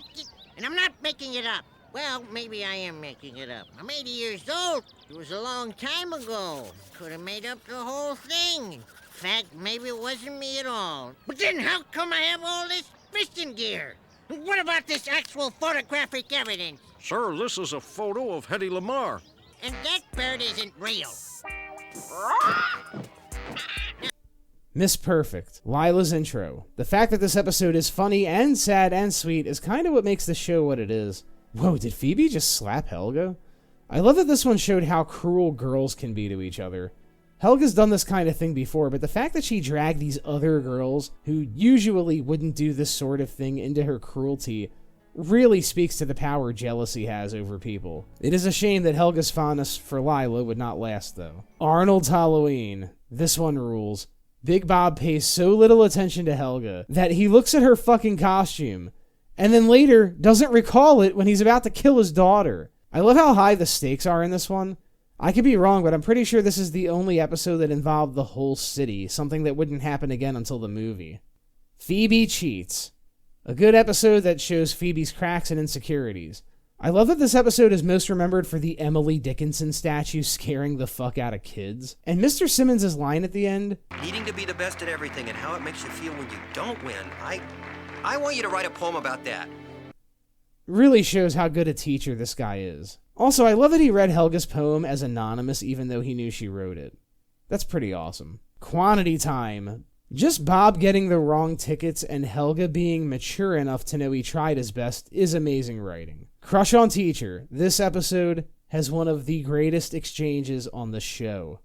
You set a beautiful table, my fair senorita. Muchas gracias. Enchilada. What's Opera Arnold? What can you say about a classic based off a classic? What's Opera Arnold is an amazing ode to Looney Tunes' What's Opera Doc. Gerald even says, Golden magic slingshot? Golden magic slingshot? I thought it was spear and a magic helmet. A legitimately incredibly voice-acted musical episode. Francesca Marie Smith kills those vocals. It's funny, it's weird, it all turns out to be a dream. It's great. Tour de Pond. Alright, this is the intro to the Higginses. I see you boys are busy playing with a block of wood. That's the Homer Simpson inflection. I love it. Teacher strike. In order to avoid further budget slippage, all teachers will be rationed one single piece of chalk per week. You must sign out and return your chalk to the office. I'll be coming by each classroom to measure chalk dust output. That was great. The fact that they end the teacher strike because they start seeing the teachers outside of school is very realistic. If you're a 9-year-old kid, seeing your teachers everywhere outside of school would be horrifying. Which, by the way, Warts is wrong and he is a piece of shit. Like always. Why don't we work out the details in the teacher's lounge? Over coffee? Sure. It's on me. Are they gonna fuck? Biodome.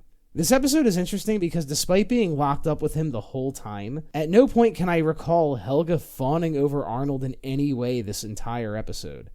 They are genuinely annoyed by each other. If you hadn't seen any other episode, you would not think Helga loved him. Partners. The one where Dino and his songwriting partner split. If you tell anybody different, I might have to have you capped. Nothing personal, it's just I'm old-fashioned. What? Dangerous Lumber. It's like you're rearranging deck chairs on the Titanic. That was great. I love Helga. Casa Paradiso. This one's great. Love episodes from Grandpa's point of view, and this one is one of the best. And by the way, Grandpa is within his rights. They are kind of freeloaders. Like, he doesn't have to put up with Oscar just because Oscar has lived with him long enough to go to the movies with him. Is where the family is, Phil. Where'd you come from all of a sudden? Now you're gonna make sense? Is that it? Oh, great timing, Pookie. And what do you have to say about it? That's awesome. Helga versus Big Patty. Or as I like to call it, Helga almost gets what she fucking deserves. Big Patty has thrashed Helga in the past, and Helga points out she's a bully, but maybe don't make fun of the giant kid who's already beaten the daylights out of you. I mean, they're both kind of wrong. And this shows how much better a person Arnold is than Helga at this stage in life. Like, instead of taunting her like she did to Arnold when Harold almost fought him, Arnold helped her. Then again, like all the times she secretly helped him, he secretly helps her without telling her. Though Patty does, and it makes her day. And reveals that Arnold sees the good in Helga. Great writing. Add Patty to the list of people that know that Helga likes Arnold. Oh, and I love the organ music in this one. Stinky Goes Hollywood. I love the Stinky-centric episodes, and that even Stinky has low self-esteem, and he learns something noble about himself, which is nice. Drink Yahoo soda, it's really great. I'm telling you, it's the best soda, okay? Oh my god. Curly Snaps. I like Curly Snaps because it's basically the closest this show could come to making a school shooting episode. Road Trip. I love that the mechanic is Carl from Sling Blade, and it's a dead-on impression. Well, this here fix-it job is gonna set you back $497.98. This episode is kinda haunting. It makes it pretty clear how much of a danger Miriam poses to Helga. yeah, she kind of redeems herself, but then, like, right after, she almost kills the two of them again. Like, get a grip. You are a danger to yourself and others. Roller Coaster is a great Eugene episode that had a weird long ending with Eugene on the roller coaster for, like, a full minute. Did they come up short in the script and have to pad the length? Oscar gets a job, and he gets one because he owes money to the mob. This was awesome. This is an episode that shows how awful Oscar is, but how part of that is the fault in Arnold's kindness. Speaking of which, Iggy betrays Arnold. Alright, I know this is the one that everybody in the fandom hates, but like I said, I like this episode. I already spoke about this one in the beginning of the video. Here's more fast thoughts. Now, for starters, Arnold could have kept his fucking mouth shut and not said that he was laughing because of something Iggy was wearing. He didn't have to let on about anything. It is then shown that Arnold lets this bother him for a whole school year. And then Arnold does Iggy's chores. Then wears the bunny pajamas just to seek out Iggy's forgiveness, in front of everyone, and he's humiliated. He isn't forced to do this by anyone but himself. Kid has problems. You know what? They're both wrong. Arnold is wrong because he dropped enough hints to Sid and Stinky instead of keeping completely quiet, and also he could have gotten over Iggy hating him. If the chores weren't enough, then fuck you. Iggy is wrong because he didn't believe that Arnold didn't do it, but I mean, given the evidence, would you? I think this episode might be more Arnold's fault than Iggy's, honestly. And this is nowhere near the worst episode in the series. The lesson it has to teach is actually just as important as any other. Sometimes someone will hate you, and you cannot do anything about it, and you have to let it go. Look what not letting it go did to Arnold. Helga and the nanny. Okay. I get it why she rubs her the wrong way. She did change the way Helga dressed. She does probably remind Helga of Olga a little bit. She does interfere with her life somewhat, but she also did care for Helga in ways that her parents never did, and perhaps that's why Helga did what she did.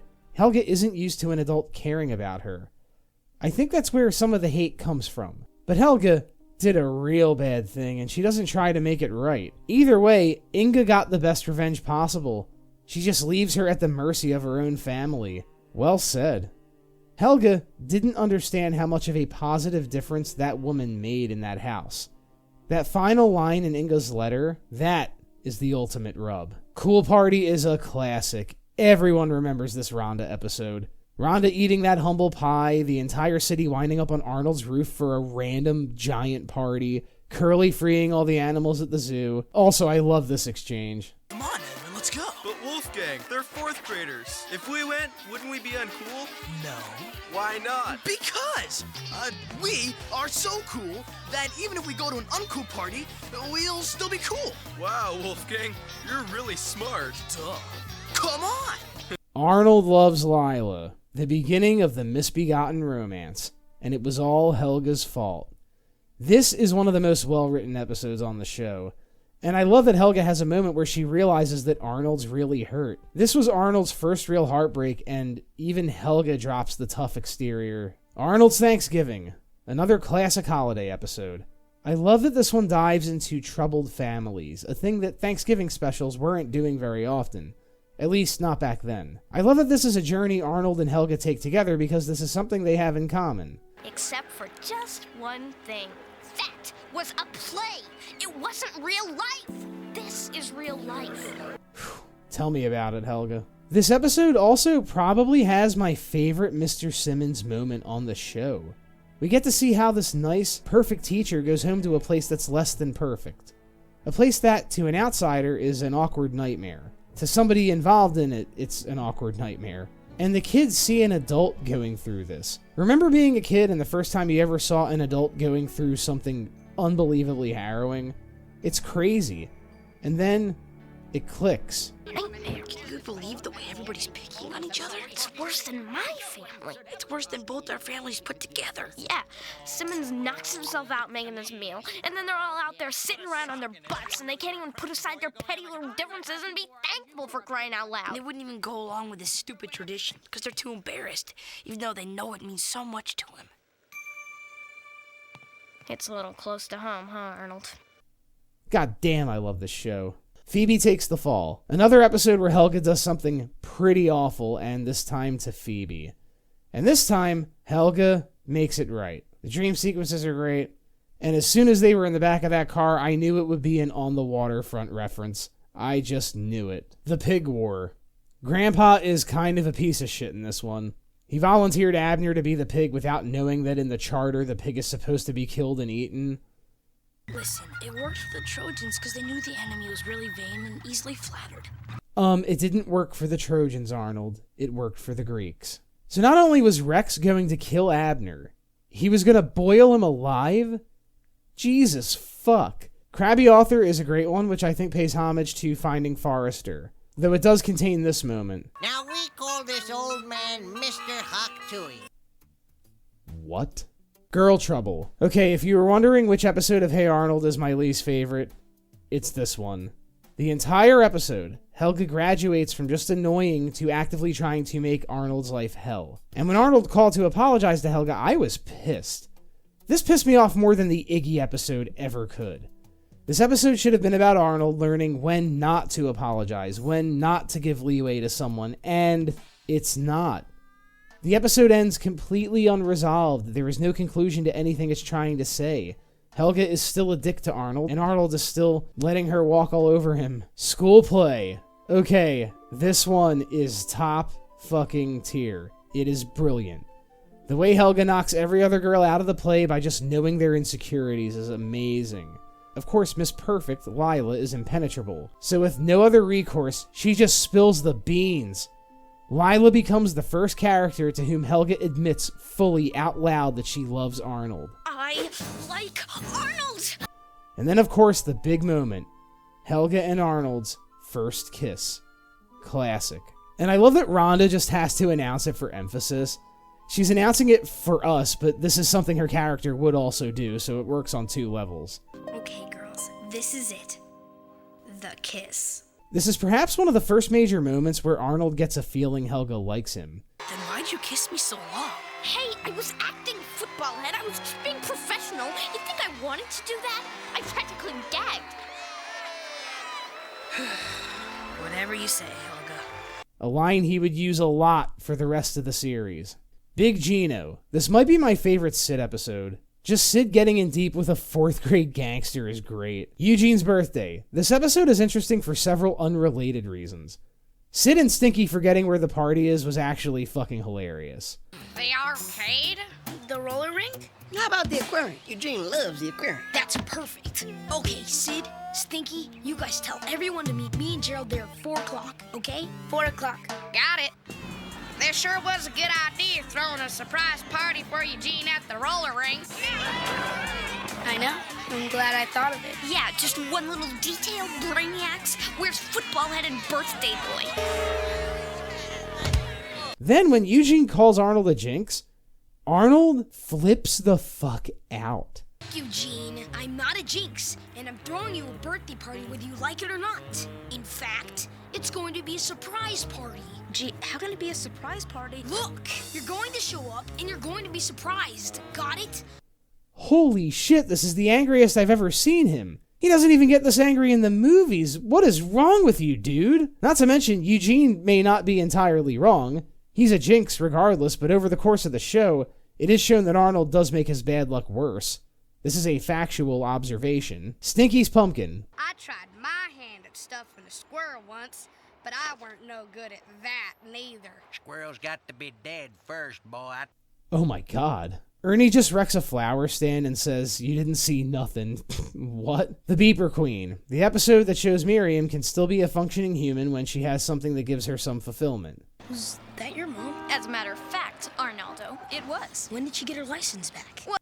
That was awesome. Phoebe skips. I love that Helga tries to steal Nadine from Rhonda in this one. And I also love that this episode shows how protective Helga really is of Phoebe. Helga's parrot. An absolute classic and my favorite Helga's Secret Almost Comes Out episode. Arnold, you make my girlhood tremble. Chocolate Turtles. This is basically an episode of Breaking Bad. Gerald is Walter White and Timberly is Jesse Pinkman. Love and Cheese, the sequel to Cheese Festival. Helga once more trying to sabotage Arnold's chance at finding romance at the festival. Arnold is like Helga in this episode, waking up and kissing Gerald's hand. This is a Helga move. Helga almost kills Lila, but they could stand up in the water, so I'm not sure how she was drowning. Of course, her plan fails again, and she's left in darkness once more. As she should be, while Arnold only has more false hope. But I love that Ruth McDougal is in this episode, and she looks back at them and smiles. That was cute. Also, why is puke always green in cartoons? And emojis and just in general? Like, when have you ever puked green? Puke is either clear or red. Back to School. Back to School is such a strange episode, and I fucking love it. People think this episode is bizarre, and that's the reason I like it. In a show that's mostly grounded in some basic reality, it's fun to have an episode where everyone just treats an elderly man like he's in grade school, and no one thinks it's weird.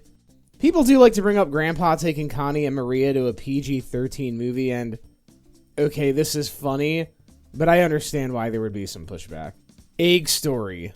I got two things to say about this one. First, Oscar pretending to be blind and panhandling is very funny. Secondly, why the fuck did that egg hatch? They got it from an egg carton. Something is horribly wrong here. It Girl.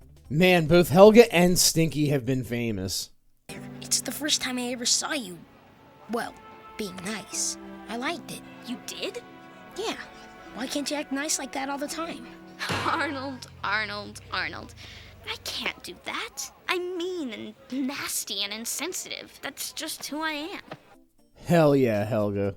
Deconstructing Arnold is one of my favorites. I spoke about it before. It is brilliant. Weird Cousin. Finally, we meet Arnie. And the sound his eyelids make. Yeah.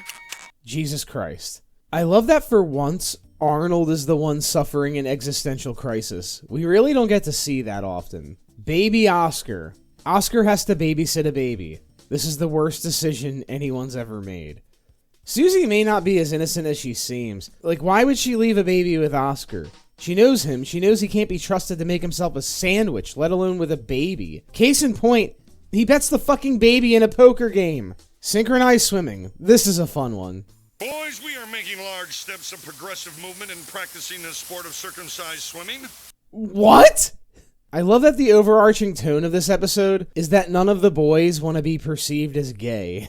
Of course, there is a Shane reference, and Coach and Tish have implied pool sex.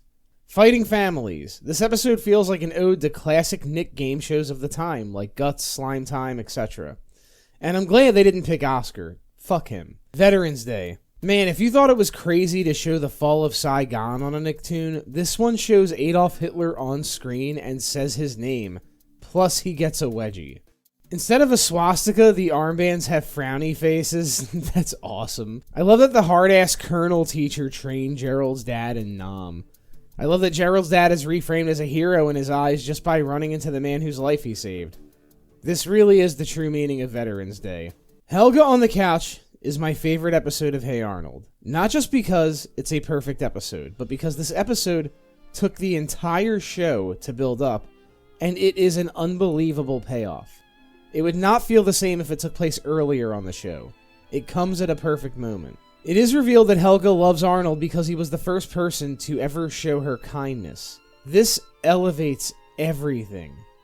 The way Bliss eases Helga into opening up, the 1950s sitcom laugh track with the Pataki family, how deep and dark things go with the Patakis. It's so appropriate that Helga appreciates Edward Hopper, because she is a lot like a subject of his paintings. And of course, that breakthrough moment. I love Arnold! There, I said it! I love him! I love him! Arnold! I'm absolutely positively in love with the boy! I want to grow up and have a fabulous life traveling around the world with him, coffee in Paris, roses, sailboats, the whole 9 yards! I want to have a perfume named after us, Arnold and Helga! I love Arnold! Satisfied! That piano chord drop is perfect. This was a huge moment for this show and this character, and I love that the crew had the balls to tackle something like this after a slow build that took years. They told this story so well because they were ready to tell it. It was such an incredible insight into most people's favorite character. Dino Checks Out. Speaking of episodes that are the culmination of a character, Dino Checks Out is my favorite Dino episode. This episode too is a culmination of everything that came before. The Circle Theater, Rhonda giving condolences because she remembers him from the school dance, etc. I, the Jury is a reference so obscure even I didn't get it. Turns out, this is a real book. This wasn't even really a reference. The boarders think he's a ghost. That's fucking great. Oh, for a 9-year-old, you sure like to take the weight of the world on your shoulders. You ought to be out playing with your little friends. Why don't you go out right now and play some stickball or go see a movie? Grandpa, it's 2 o'clock in the morning. There's always a downside with you, isn't there? Whoa. Although this is definitely a Simpsons did it moment for this show, it's still such a great episode. The lesson really is poignant. Dino didn't like his life until someone else started living it. Also, he just beats up the impersonator. Like, come on, that guy's just doing his job. Monkey Man, finally. So Monkey Man was in Hey Arnold for a long time before they gave him an episode. He's even in the first episode. His face when he says his name in the beginning. Of all the urban myths, Monkey Man is the most fucking unhinged. He actually is a freak. His facial animation is even exaggerated to indicate this. And his Willy Wonka outfit as he becomes cultured is great. Bikes, buses, and subways. I love that this is a Helga Harold episode. These two were often seen butting heads throughout the show, and it was kind of cool to devote an episode to them, just to see what would happen. Helga's Masquerade. This one is genuinely disturbing. This is the one where Helga fully imitates Lila. And the saddest thing about this one is that it actually does work on Arnold for a bit. He does start to like Helga because he's not seeing Helga. Mr. Green runs. So true to life. This is the way politics work in big cities, and they never fucking fix potholes. The Vampire episode. Another great Sid episode. Is Stinky canonically a vampire? No, he was just joking around at the end. He slid those fangs back in during that quick edit. Big Sis. You can sob all you want, Norma, but all the tears in the world ain't gonna help you now. Please don't go, Jack. You're too late, sister. I'm already gone. No! Jack! No! Could you imagine fucking the ending of the movie? Butler just walks into an outhouse. This was awesome. And Helga endangering lives again. Helga, you could kill someone. Stop it. Bag of Money. This episode made a lot of people hate Sid, and he is kind of a piece of shit in this one. Grandpa's entire scene in this clip is hilarious. Wow, so what if everybody hates you and you even lost your best friend? Who needs him? I'll be your best friend. It'll be just me and you, like frickin' frack. We'll grow old together. Oh, wait a minute, I'm already old. Well, okay, so you'll grow old alone with no one to talk to and nothing to comfort you except your fond memories of me and... New bully on the block. The male bullies punch Helga. She's a girl. Oh my god. They also lose Gerald Field, and this is never resolved. Parents' Day. This is a big episode. We now finally have a full narrative to this show. An actual focal point of the story for Arnold. This feels like Arnold's big episode. This episode was Arnold's moment. So far, Arnold has helped out everyone else, but this is the first crack in his armor. This time, he needs help with something personal in his life. I love that Grandma tells Grandpa to be straight with him. That dream sequence, the first in a while, happens and the song Look Up plays. This felt all the richer for me having watched the whole series up to this point. And that moment where Big Bob calls Arnold an orphan boy within earshot of him is huge. It is big. Even Helga is like, Dad, what the fuck?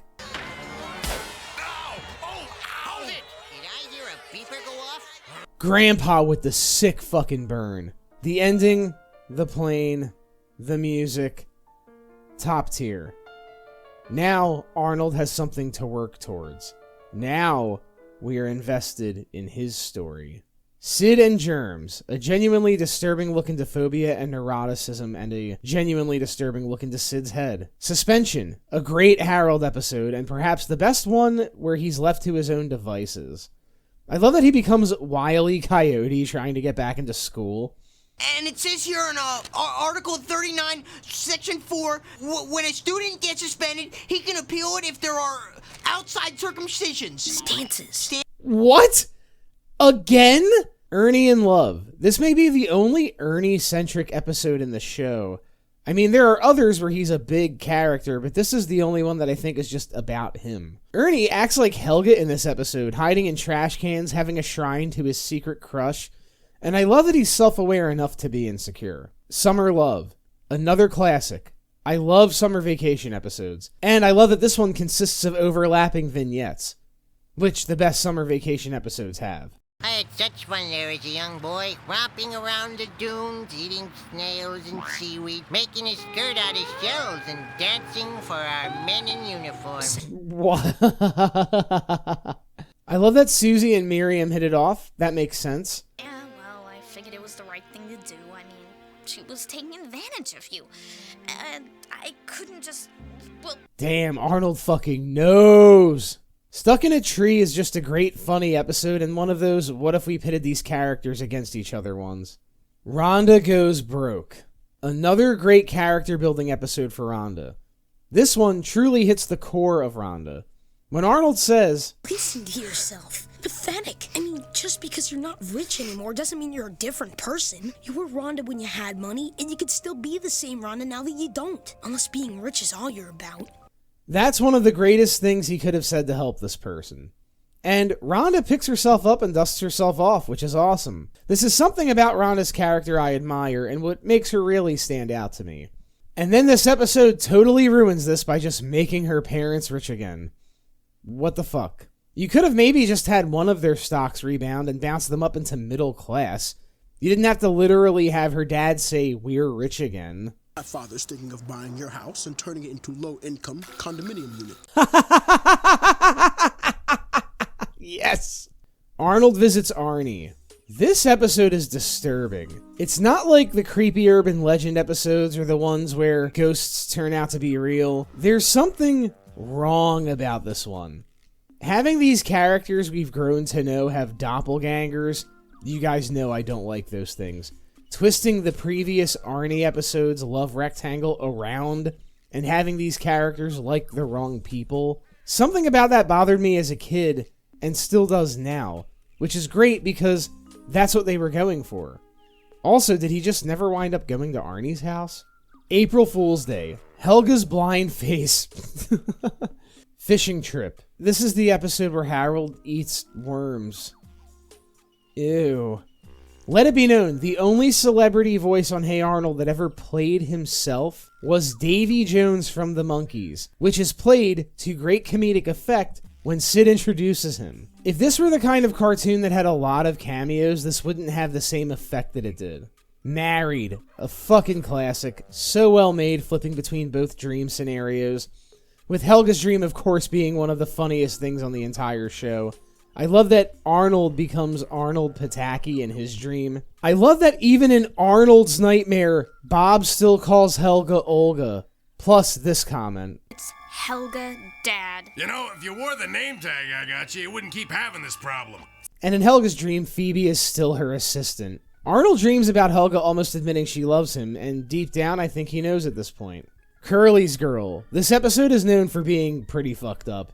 It's the one where Curly blackmails Rhonda. It's especially bizarre when they all feel sorry for him and not Rhonda. The Journal. So, this episode was supposed to be the setup for the Jungle movie. It wasn't the last to air, but it was one of the few that were made post-movie and is the last chronologically. And holy shit, Arnold takes his hat off, the one his parents gave him.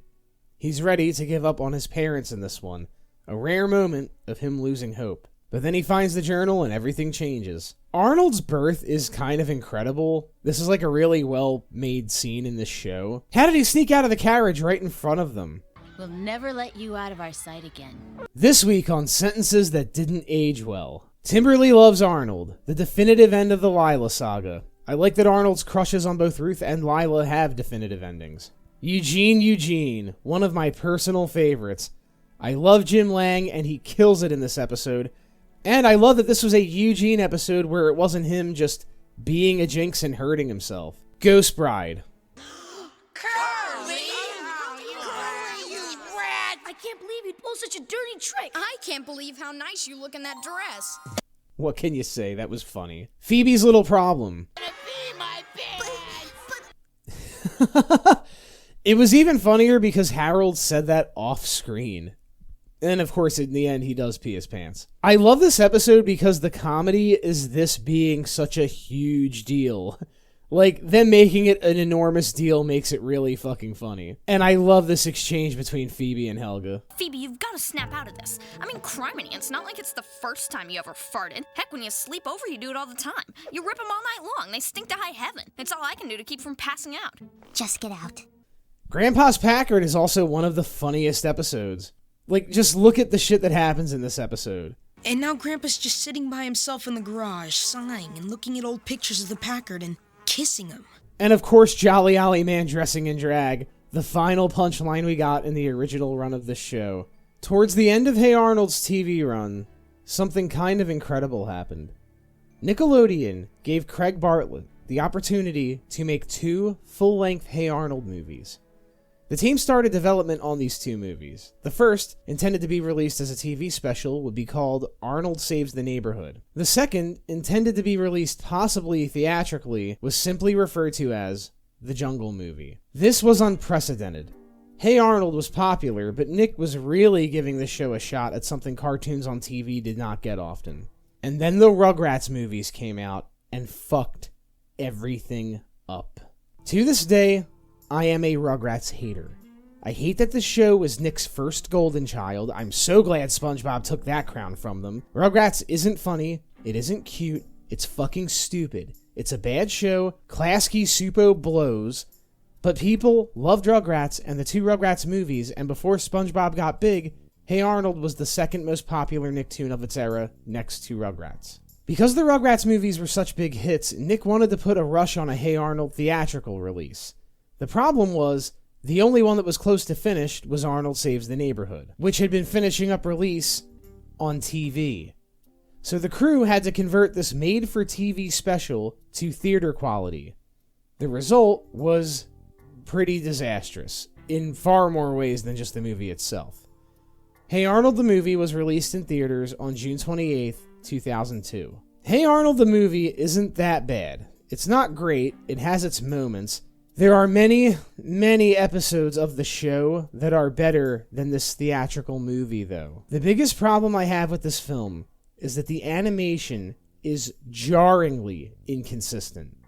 Arnold, Gerald, Helga, and Shek are all animated noticeably differently than every other character. Compared to the rest of the cast, they have this weird glow shadow going on.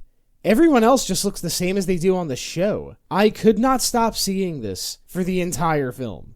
It irked me that much. So the conflict in this movie is gentrification, which is a great idea given the setting, but I don't think it understands how that works.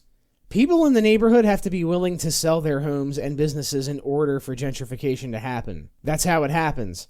No sale, no revamp. They got Paul Sorvino to play the villain, Shek. Christopher Lloyd and Jennifer Jason Leigh have small roles. The credits song is by Lil Romeo, which dates the fuck out of this movie. Alright, some things I do like about the movie. Shek's a good villain. A truly evil villain. He tries to murder children at the end of the movie. Big Bob is clearly mobbed up in some way now. I love that Ernie just has a bunker's worth of dynamite under his bed.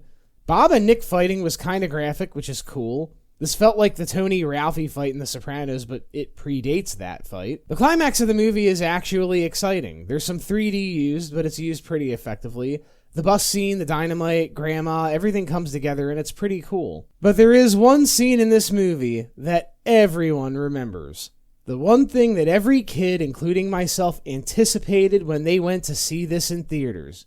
Which I did when I was a kid. It is, of course, the scene where Helga finally confesses her love to Arnold the first time. Now, they ruined this moment by showing it in the trailer, but back then, I was a kid. I didn't give a single fuck. I was pumped. And that moment is still a hallmark for me. It was still one of the greatest cinematic moments of my young life. And my jaw still dropped during that scene on this rewatch. It's perfect. And then at the end, Arnold just lets Helga slide, kinda knowing that whatever she felt, she's not really ready to tell him. So she gets off scot-free. For now. Also, what's going on with the credits? Did they outsource to Korea or something? So aside from the jarring animation and the really anticipated moment, the rest of the Hey Arnold movie is just decent enough. It definitely shouldn't have been released in theaters. The movie is a clear-cut case of what happens when you rush something out into a bigger format than what it was intended for. It would have ruled if it was a TV special, but it wasn't big enough for cinema. And people noticed. The movie flopped. Critically, financially, the profit wasn't there, the acclaim wasn't there, even the fan support wasn't as there as it could have been.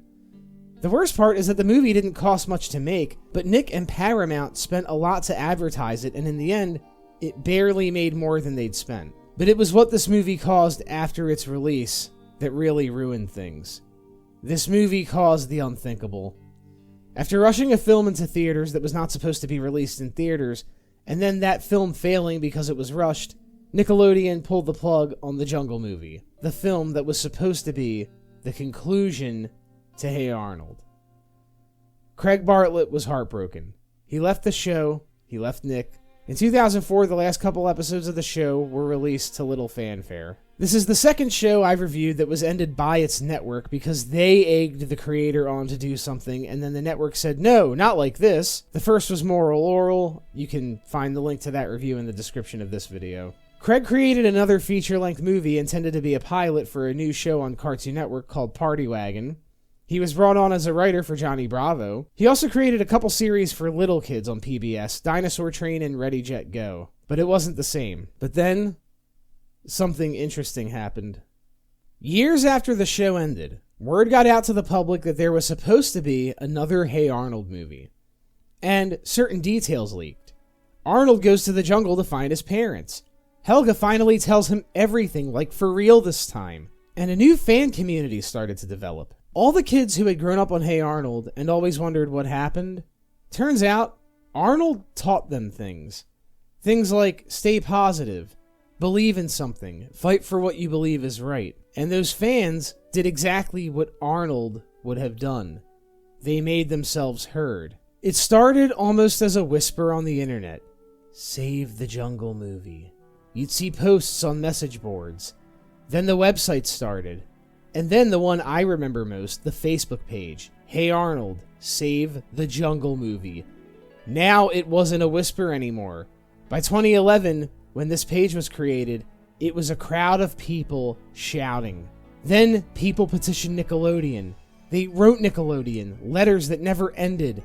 When Hey Arnold was given airtime on the 90s or All That programming block, guess who made it their mission to watch all the episodes to increase ratings? These fans. Craig Bartlett even started making more appearances, being more open about the things that would have happened in the movie, bearing in full what had been a secret project for years now. This came at an interesting time in the history of media. I'm the type of person who believes that lightning can't be rebottled. I don't do remakes if the original was good, and I don't do sequels if too much time has passed. These things were picking up steam during this era in history. But the exception to this is if a story was supposed to end but never got the chance to do so.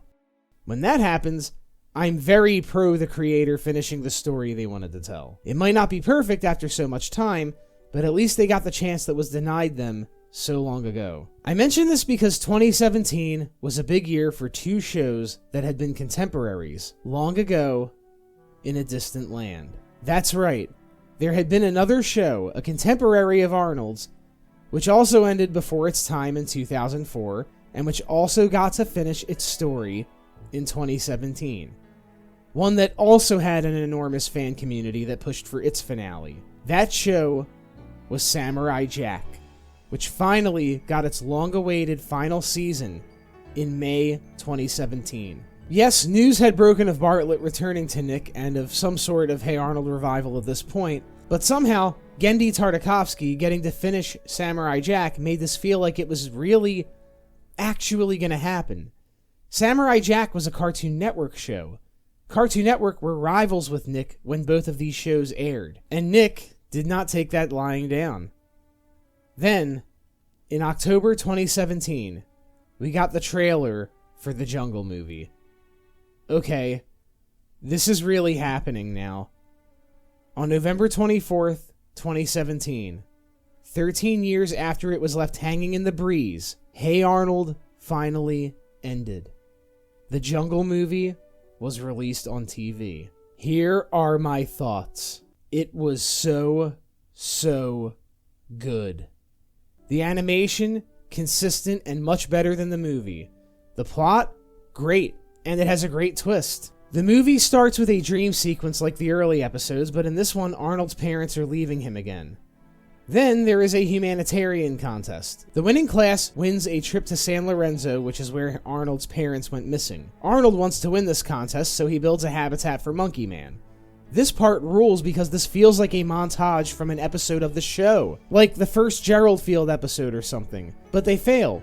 And then, okay, I have to give you this enormous lead up to my favorite scene in this movie. Helga has a secret lair in her house filled with videos of Arnold that she taped from parts of episodes we didn't even know she was in, including inside his house. Like I said, stalker. She then reveals all of this to Phoebe and Gerald. Gerald has now figured out that Helga is into Arnold. Neither seem to care that she's stalking him. And then Helga gets all the kids to make a video about Arnold being a humanitarian so he can win that trip. And the video... my God, that video. The video is interviews with every person Arnold has helped, proving that he's a humanitarian just like his parents. This might be my single favorite moment on the show, because this was a moment when every person Arnold ever helped, who he never asked anything from in return, finally gave him something back. All of these people combining their efforts to help Arnold as a way of thanking him for helping them. This was a finale in and of itself. This brought everything full circle. Everything. This was Arnold's Mr. Holland moment. Though having Lockjaw on the roof did make me laugh. They found this turtle that had been released into the wild and took him up to Arnold's roof just to show his appreciation. So they go off to San Lorenzo. Helga finally gets Arnold alone again and tells him again. Then she gets so furious she tosses the locket and... come on, the guy wants to find his parents. Your shit can wait. The reveal that La Sombra organized that entire contest to get Arnold to come there is cool. And I like that for once, Arnold actually does one selfish thing. He forfeits his friend's safety to find his parents. You know how these things go. Everyone turns on him for a bit, but I kind of like that Arnold had a moment where he had to choose between his parents and his friends. That's a hard choice to make, but kid really wants to find his parents. This leads to the jail cell scene, the only moment on the entire show where Arnold actually cries on screen. The Parents' Day song is very present here. I love this. And I love that, like Shek, La Sombra is truly evil. He uses his guys as human meat shields, which, like the movie, is pretty graphic for Hey Arnold. La Sombra's death is pretty graphic too. He dies on screen. I love Brainy's moment where he repairs the picture in the locket. I love that this utilizes all the kids, and of course, Helga using her locket to save Arnold's parents, while also showing Arnold her most guarded secret, is a big fucking deal. It's very special. Helga is a hero now. She saved Arnold's parents and the green-eyed people. And the scene where they have their first real, fully consensual kiss is perfect. Fucking perfect. Arnold may have suspected for a while, but even he admits that now, he's ready to acknowledge and even return Helga's affections. Matter of fact, he acknowledges what Helga always wanted him to acknowledge about herself, but could never outright show him, that she cares about him. She proved that. I also don't hate that Arnold's parents are maladjusted weirdos and waiting for him outside school. They don't ever want to let him out of their sight again. They want to protect him now and catch up on being his parents. And that final shot rules. It would have been nice for Helga to let Arnold hold her hand, though. Some other things I have to say about the Jungle movie. This whole scene was great. Yeah. I have a question. Does this dump get Wi-Fi? Yes, but I'm not giving you the password. You monster. How did you guess? If there was one group of characters I would have liked to see utilized a little more, it was the boarders. Even if it was just them recognizing or meeting Arnold's parents. I don't know if they lived there when they left. The Jungle movie rules, and it absolutely delivers. It took so long, but it was worth so much. Thank you, Craig. Around the same time that info on the Jungle movie was first leaked, we also found out that Hey Arnold was supposed to have a spin-off called The Patakis, a show that would focus on Helga and her family. Bartlett had originally planned this spin-off around the same time he had planned the movies, way back in 2000. The idea would be that Helga is in high school, she's still in a relationship with Arnold, but Arnold has moved to San Lorenzo to do work with his parents.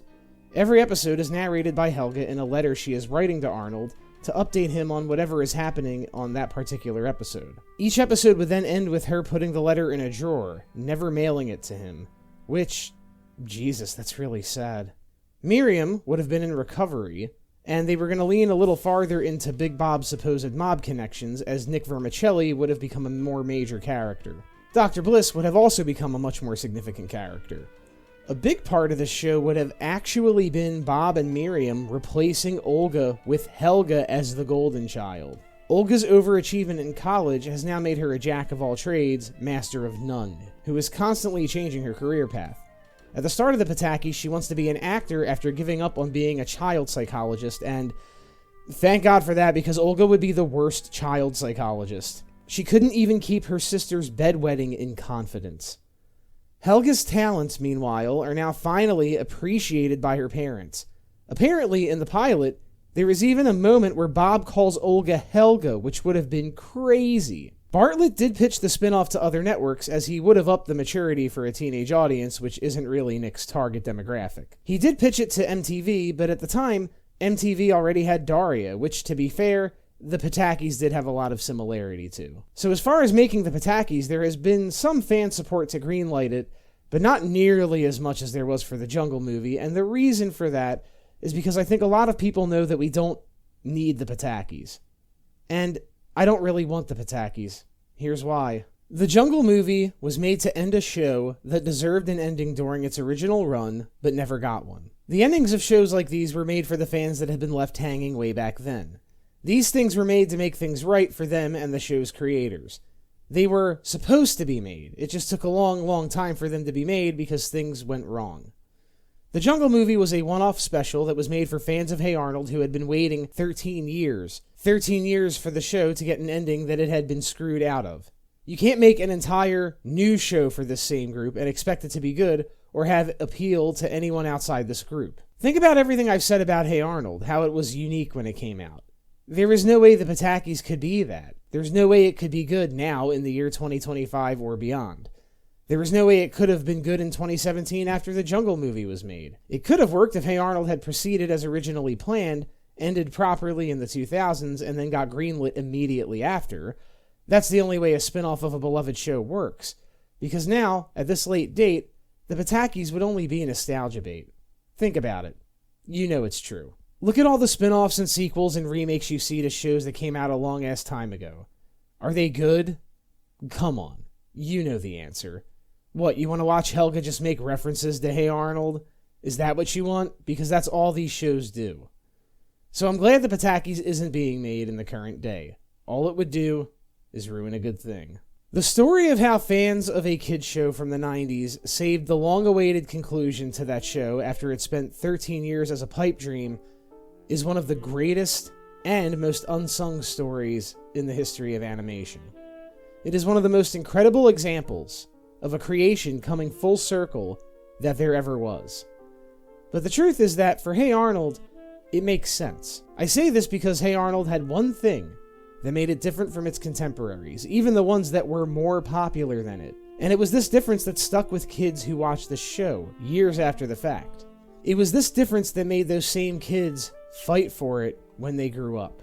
The difference was that Hey Arnold resonated with people. There is a difference between a popular show that everyone watches that becomes a cultural juggernaut and a show that gets under people's skin and stays with them on an intimate level the way Hey Arnold did. Not that Hey Arnold wasn't ever a top-tier Nicktoon, but if a SpongeBob movie flopped, SpongeBob would have still continued on TV indefinitely. It's hard enough making good TV. Just at face value, getting every aspect of a show good enough for it to be considered good, especially by critics like me, is tough. It's even harder to make something good that also connects with people. It's damn near unpredictable. That isn't even something you can really plan. Hey Arnold had such good writing, good characters, relatable setups, and even good lessons, all told in a way that felt sincere, that it gained that rare ability to speak to its audience in a way that compelled them to listen. And it never spoke down to them, it spoke to them on their level. You may not have seen something relatable in every episode of Hey Arnold, but I'm willing to bet everyone who's watched the show has at least one episode that made them go, I know what that feels like. Part of this feeling is what gave this show the community that developed around it. A community that grew impassioned once it discovered that its creator had one more thing planned that he never got to make. A community of people who this show earned the right to mean the world to. Hey Arnold's presence on YouTube is a testament to this. Of all the older Nicktoons, Hey Arnold seems to be the one that is the biggest YouTube darling. The biggest and smallest channels, I'll talk about it. There are psychological analyses for the characters on this show, analyses of the best and worst episodes, and why some of the worst aren't the worst. This show has even brought out the best in YouTube years after its initial release. Hell, this is one of the longest videos I've ever made, and Hey Arnold isn't even my favorite Nicktoon. I made a video about my favorite Nicktoon. It was less than 20 minutes long. That's how much I had to say about Hey Arnold, despite all the other videos about it. And the best part is, it still doesn't feel done to death. There are still a million things to say about this show, and there will be a million videos on those things. I make it a point to not review shows that have too large of a presence on YouTube, and even I had some things to say that I haven't seen in any videos, so I went for it this time. Hey Arnold is over now. It took 21 years, but the show ended. The conclusion we wanted so badly, well, it happened. We got what we wanted. But we won't forget how the show made us feel. Or that it made us feel. This is a show that made an entire community of people feel something so strongly that they changed the course of the show itself. Arnold impacted hundreds of thousands, if not millions of people with his positive, stay hopeful, do good attitude. And when things fell apart for this show, those same fans, inspired by what Arnold meant to them, did in real life what Arnold would have done if this was an episode of the show. They fought for something good. They fought to help someone finish their dream. Craig Bartlett created something that changed us, and, moved by this, we created something that changed Craig Bartlett. And that is beautiful. Art imitated life, and then life imitated art. The fans of the show got to live an episode of it. So if you ever find yourself hoping that there's another Arnold where you go next, just remember, it could be you.